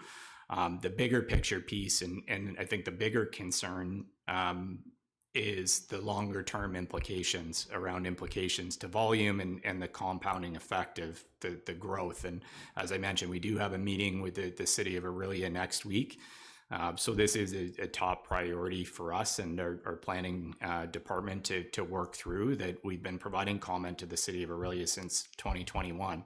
There's additional complications that I think everyone's aware of with respect to the growth of West Orillia and the process that they're looking at to accommodate that growth that further complicates the situation that we're in. But there does need to be longer term planning considerations, or we're going to have a significant issue that is going to compound when that development comes forward, for sure. Okay. Supplemental. So supplemental, thank you, Mayor Greenlaw. So more of a comment, really. This is not a static plan. This is a living plan, and it's one that, from what I can see, we have to continue to almost experiment, see what the best outcome is, and weigh the risk considerations all the way through the process. And this is going to continue to move as growth happens over a number of years. Mayor Greenlaw, through to Councillor Hutchison, absolutely, and it's not just a township issue, right? It's to the points around compliance with the Highway Traffic Act, OPP, and our huge partners in emergency services are partners in this, and certainly the city of Orillia in looking at what that optimal solution is, because there isn't something that is easy. Thank you. Councillor Bard. Thank you, Mayor Greenlaw. Through you, Councillor Hutchison kind of stole my question, but I was going to start with a comment, and that first comment would be to thank you, Sean, and your staff for doing all of this work, and to thank the residents for coming and participating in a respectful manner, and I appreciate that. I was told at one point in time that I was the problem, and I will say that I took that kind of personally, but as I was then going through line 15, I was like, okay, well, I don't want to be that problem. And what I recognized was that it's more of a mindset when you're coming off Highway 12 and you're doing 80 plus kilometers an hour. The corner isn't a right angle. You're not slowing down as much. Then you hit the hill and you're going down to the beach, and it is very, very hard to do 40 kilometers an hour. So I recognize that, yes, as a commuter and going to the arena for 6 o'clock in the morning for hockey practice, I was part of that problem. What I would like to see is that the beach area is what we need to target, because that is where the people are going too fast. That's where the people are using the beach. So I know that everything is connected, and I know that there's problems everywhere, but I really am happy to see that a stop sign going at the beach, and I know that people aren't going to stop completely, but they're going to be going slower, and that is going to make things safer for everybody. So I thank everybody for coming here to share. And as Councillor Hutchinson said, that we need to continue to monitor this, and I'm glad that we're going to continue to monitor this, but the priority to me is to make the beach safer and not create another problem further down the road. So thank you. Thank you for your comments. Madam, please step to the mic and just introduce yourself. Yes, Mr. Mayor Council, thank you so much. Sorry, your name. I'm sorry, Janet Madigan. Janet Madigan, 1178 line 15 North. My mind, Mr. Binns, my mind keeps going back to this visual safety concern at that intersection in question. okay? Line 15 and Bass Lake Side Road, of course. And I sit there and I look both ways and I can visually see in all directions. And am I missing something when I keep hearing this visual safety concern at this intersection? And I don't know how the system works, but I'm sitting there at that intersection looking both ways and across, and I can see everything perfectly. So please enlighten me. So as I mentioned, there's sightline limitations at that intersection. I don't know where you're sitting, what direction you're looking at, because obviously the sightlines are going to be, they're completely different, and sightlines are impacted by travel speed. So if you're at a dead stop, a vehicle is traveling 90K, the sightline, the sight stopping distance is going to be completely different. So what I'm saying is what we're observing and what we see as the hazard is, if you were coming from your place heading south into Aurelia, you're at a dead stop. And yes, when you're there, you can see clearly. You're not the issue. The issue is somebody coming from another direction, trying to turn and circumvent, realizing that you're there, and then panicking and being stuck broadside in a live intersection. That's our concern. Okay, you answered, thank you. Through you, Mayor, to Sean. Yes, please. Your name. And I'm Cindy, the lady on the hill. Okay. I just had another thought with regard to the speed camera that might make it more accessible. I was just in Waterloo visiting my parents, and they have a project there where you mentioned that there's a number of community safety zones that are experiencing the same problem.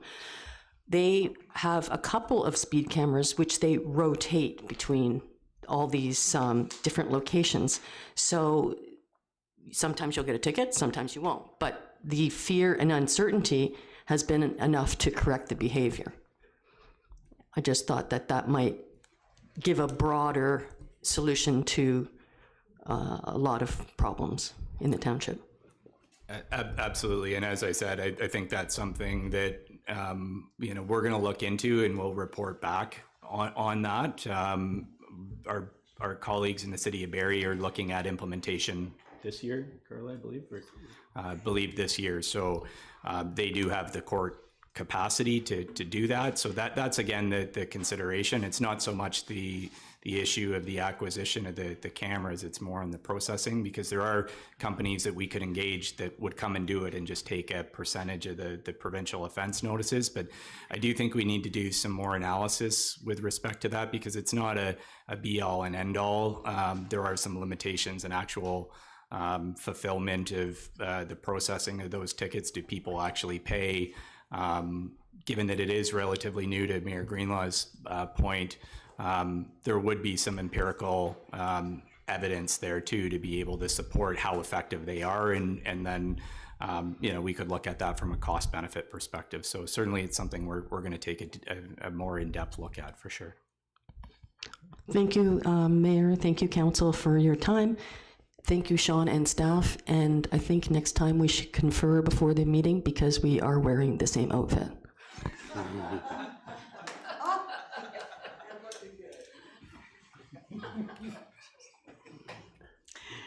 My name's Ruth Cohen. I'm at 1182 Line 15 North. I just want to point out that with regard to what Janet Madigan said about sight lines, the only vehicles that are causing the problem are those that are breaking the law. Everybody else is fine. People will get used to the fact, and they already have, got used to the fact that they can't come north on line 15 and they automatically go some other way around. Time just makes people understand that that's what they have to do. And if the person who doesn't see clearly tries to not only cross the intersection, make that left turn or that right turn, and go through where it's only one way, they're the problem. Not Janet, who's at the intersection and can see everything. It's just that guy. And it's that guy that you said was, I think, 80 people? So 4,200 other people are doing the right thing, and we're going to change everything just because perhaps maybe 80 people are still not paying attention. They'll get used to it, and it's all about safety. Thank you. Okay. Yeah, don't leave your purse behind. Okay, is there any other comments from members of council? Okay. I do want to thank everyone for your input and patience. We will get there, and as we've identified some things that have been developed. So like this is not something we're voting on that is for eternity. This whole thing's been a project of improvement until we get it right, and we get it as best and sustainable as possible. So thank you for your time, and we'll continue to have dialogue with everybody in that area as we do everywhere else in the township with issues that come forward. But thank you for your time, and thank you for being respectful. Okay, so council, if there's no other questions, Madam Clerk, may I have a motion, please? Moved by Lavoie, seconded by Hutchison. Be it resolved that OCS 2023-06, Sean Binns, Director of Operations and Community Services, Line 15 North Traffic Calming, pilot project review be received and adopted. That council support the recommended changes to remove the directional closure and reconfigure the traffic calming as outlined in OCS 2023-06 for implementation as soon as feasible. That staff bring forward the requisite amendments to the traffic bylaws for council's ratification. And that staff continue to review effectiveness of the revised measures and report back to council through the monthly project update report. That staff continue to liaise with the City of Orillia to address growth and traffic planning impacts and report back to council prior to the end of 2023. Thank you. Any other comments before we call a vote? I see none. I'll call the vote, please. All in favor? That motion is carried, Madam Clerk. Thank you. And thank everyone for your input on this, and we will continue to have dialogue. Madam Clerk, you know what? I'm going to request that we take a break until everyone be back ready to go at 6:30, and then we'll deal with item 11B and hopefully have everyone home before the third period of the hockey game.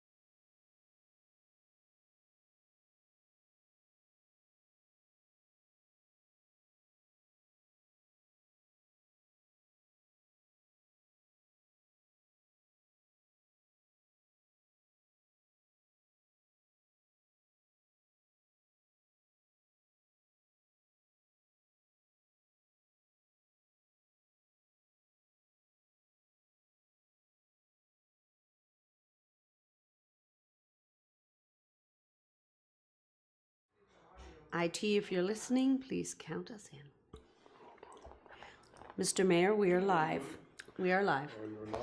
Sorry. Thank you, Madam Clerk. Robin or Tamara, would you like to provide comments before we draft the motion or the draft motion is considered on item 11B? Mr. Mayor, if I could ask Tamara to just do the recap and then put it forward again. Absolutely. Through you, Mr. Mayor. This item now encompasses a couple of items that have been on council agendas. The first motion is with respect to the documents that are attached to the agenda, including the memorandum from ML Consulting regarding the deputy mayor and member of council combined role. It also will address the remuneration bylaw and adding of the Aurelia and Lake Country Tourism to the list of committees for inclusion on Schedule A of the remuneration bylaw. In the last meeting, Mr. Mayor, the information was received, but there was not a motion to proceed. In order for us to make the change at this time to recognize the shift in, or to create the wage for the deputy mayor, we require a motion to do so, as well as the role with that one committee. The second portion of the second motion that will come forward is with respect to the item that was included in closed. We brought forward a legal opinion, and there was a short discussion undertaken in closed during the last meeting. And it was deferred to today's meeting. That item is being brought forward into open session, not the solicitor-client privilege documentation. However, the discussion portion of the close is being brought forward to open session for discussion today. Okay. Thank you. Perfect. Thank you very much, Miss Obi. I just wanted to check before I call for the motion. Did CAO Dunn, did you have anything you wanted to add? No, Mr. Mayor, Ms. Obi's being clear. There's two questions of council, and the clerk has that ready to go. Okay, thank you. And I have a question from Deputy Mayor LeBlanc. Question through you to Ms. Obi. Does the second component have anything to do with pensions? Through you, Mr. Mayor, if I could provide a little bit more clarity. The second motion is with respect to the inclusion of information in the remuneration bylaw.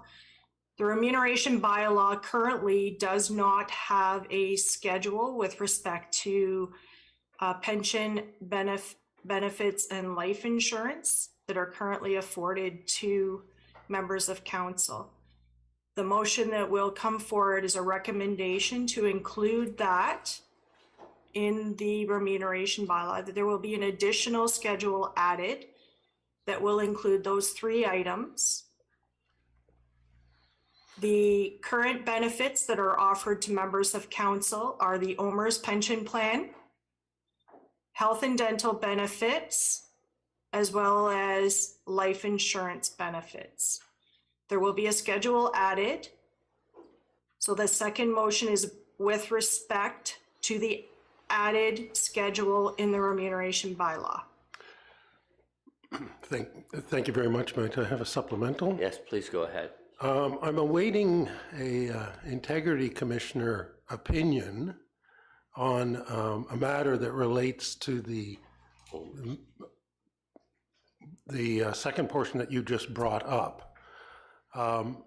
So absent that opinion from the integrity commissioner, I find myself in a position unable. Okay, thank you very much, Madam Clerk.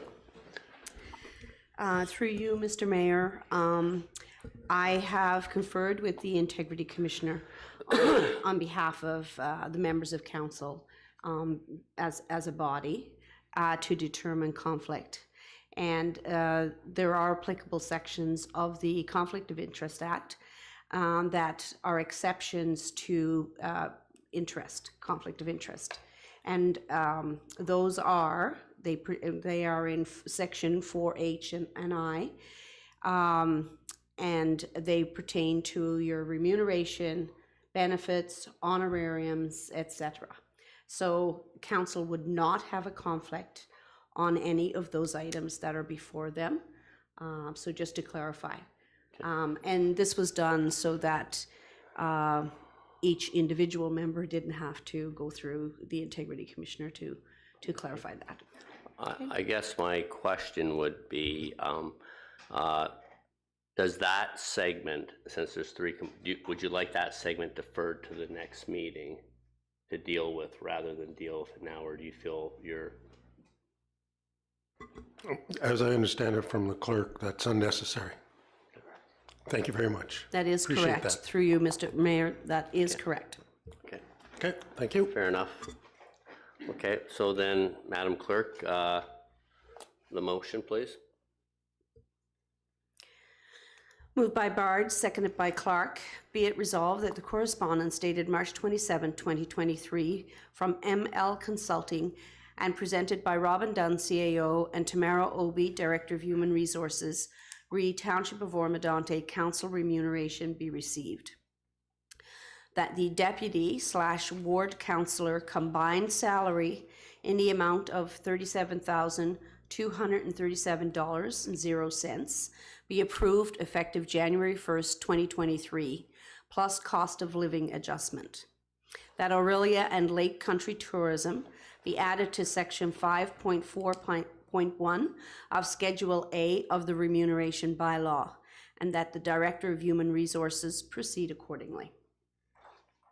Okay. Any comments or discussion at this point? I see not, then I'll call the vote. All in favor? And that is carried. Is there a secondary motion, Madam Clerk? Yes, there is, Mr. Mayor. Could I please have it now, please? Absolutely. Moved by Clark, seconded by Young. Be it resolved that the verbal information presented by Robin Dunn, CAO, and Tamara Obi, Director of Human Resources, Council remuneration and benefits be received. That the remainder of the discussion, item 4H, solicitor-client privilege, initially discussed in closed session on April 26, 2023, under compensation, open bracket, close bracket, and referred to May 10th meeting on this matter now be brought forward for consideration in open session. That a schedule be added to the council remuneration bylaw to include owner's pension, health and dental benefits, and life insurance. That staff bring forth the revised bylaw for council's consideration pending determination of the 2023 cost of living adjustment. Okay. Any comments or discussion necessary right now? Seeing none, I'll call the vote. All in favor? And that is carried, Madam Clerk. Duly noted. And that is all the motions for 11B, correct? That is correct. Thank you. So number 12, reports of municipal officers for information only. There's none. Item 13 is reports of members of council. Are there any updates of members of councils as township representatives or of our partner committees or agencies? Seeing none.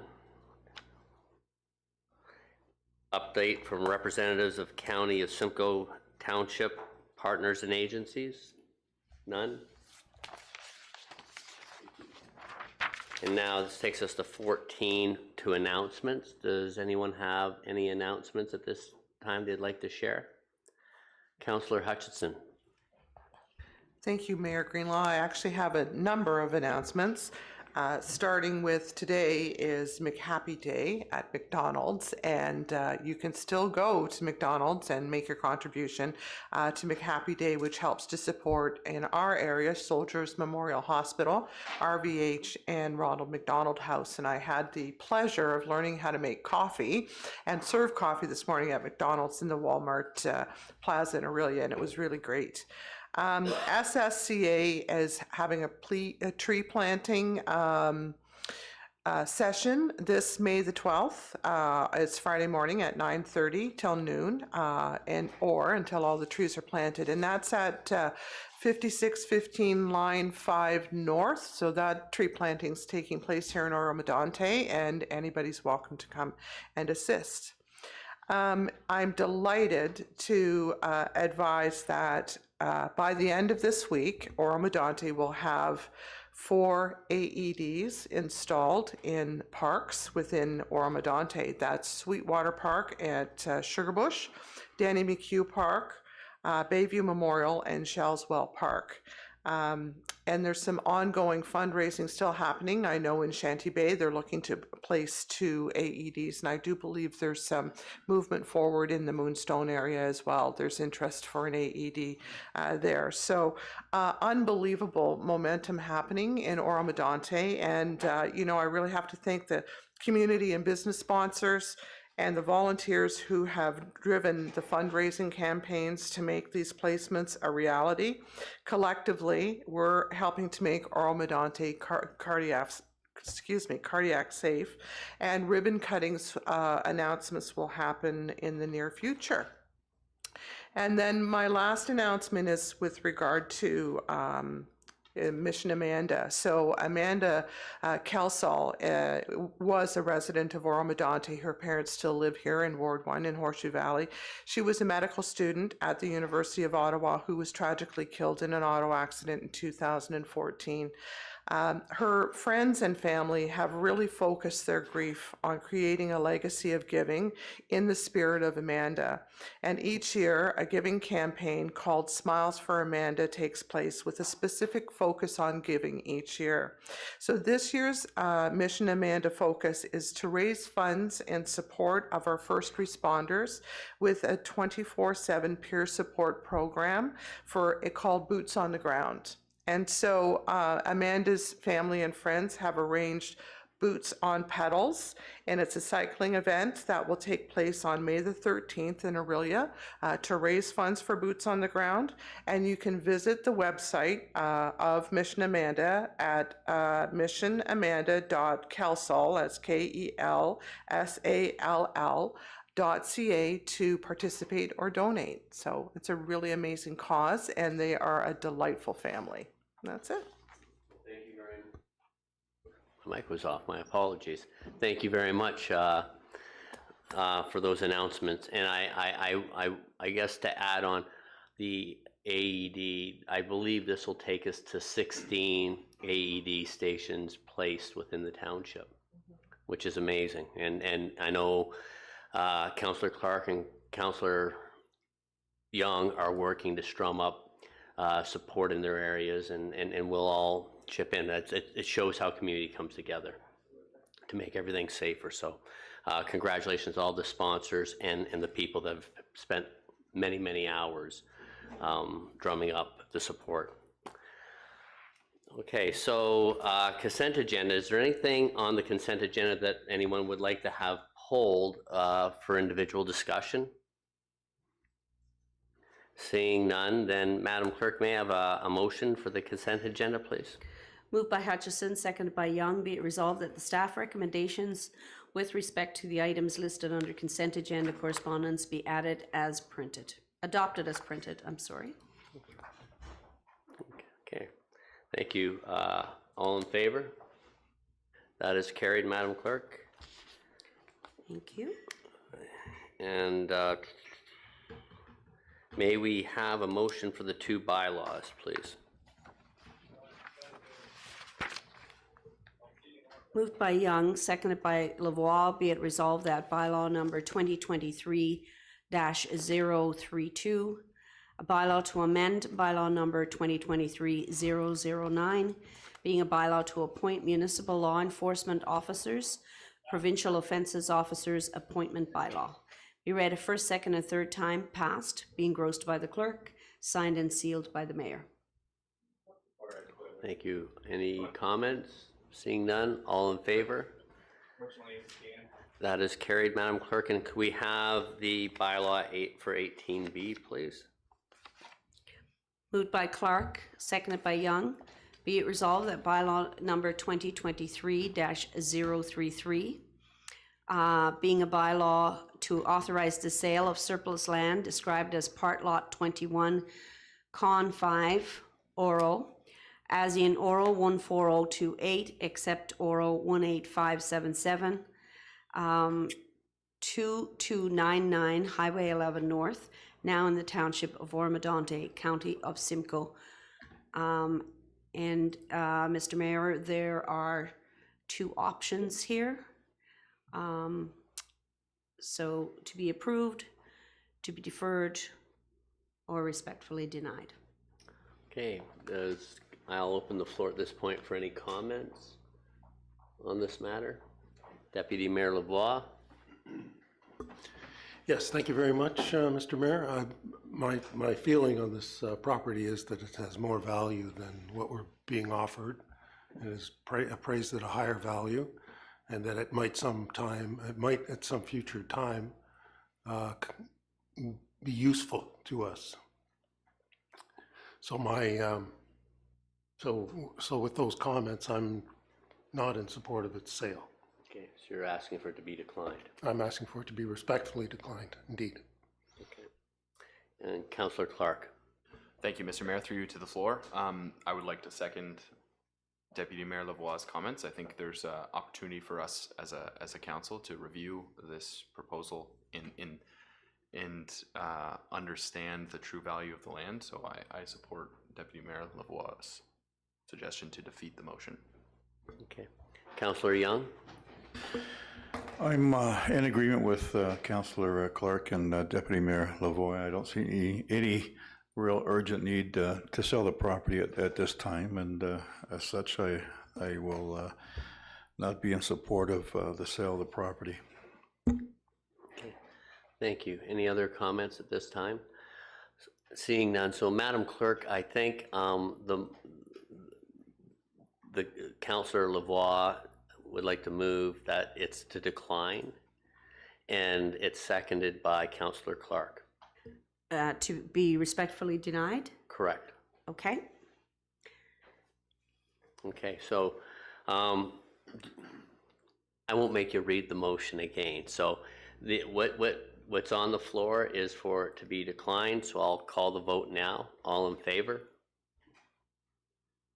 And that is carried. Okay, so we're going to now move back to closed session. We have two items to finish up from earlier this meeting. So I'm going to ask council to exit the open session and log back into closed, and then we'll come back to close out the meeting once we've concluded that business.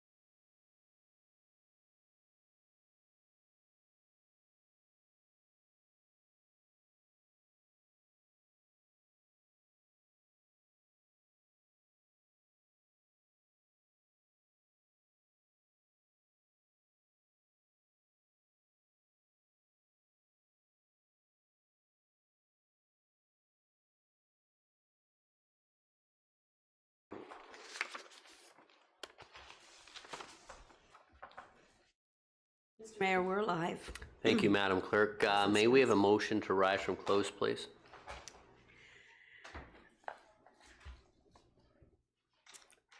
Moved by Young, seconded by Clark. Be it resolved that we do now rise at 7:38 p.m. and report on the closed session items 4E.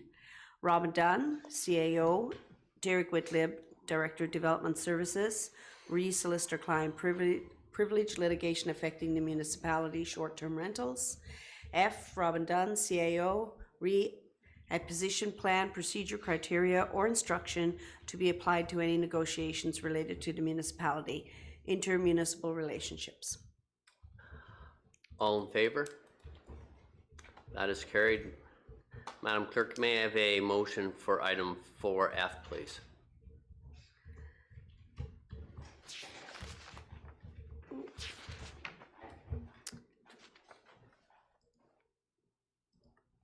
If I can just have a moment. Sure. I need to scroll up to the top.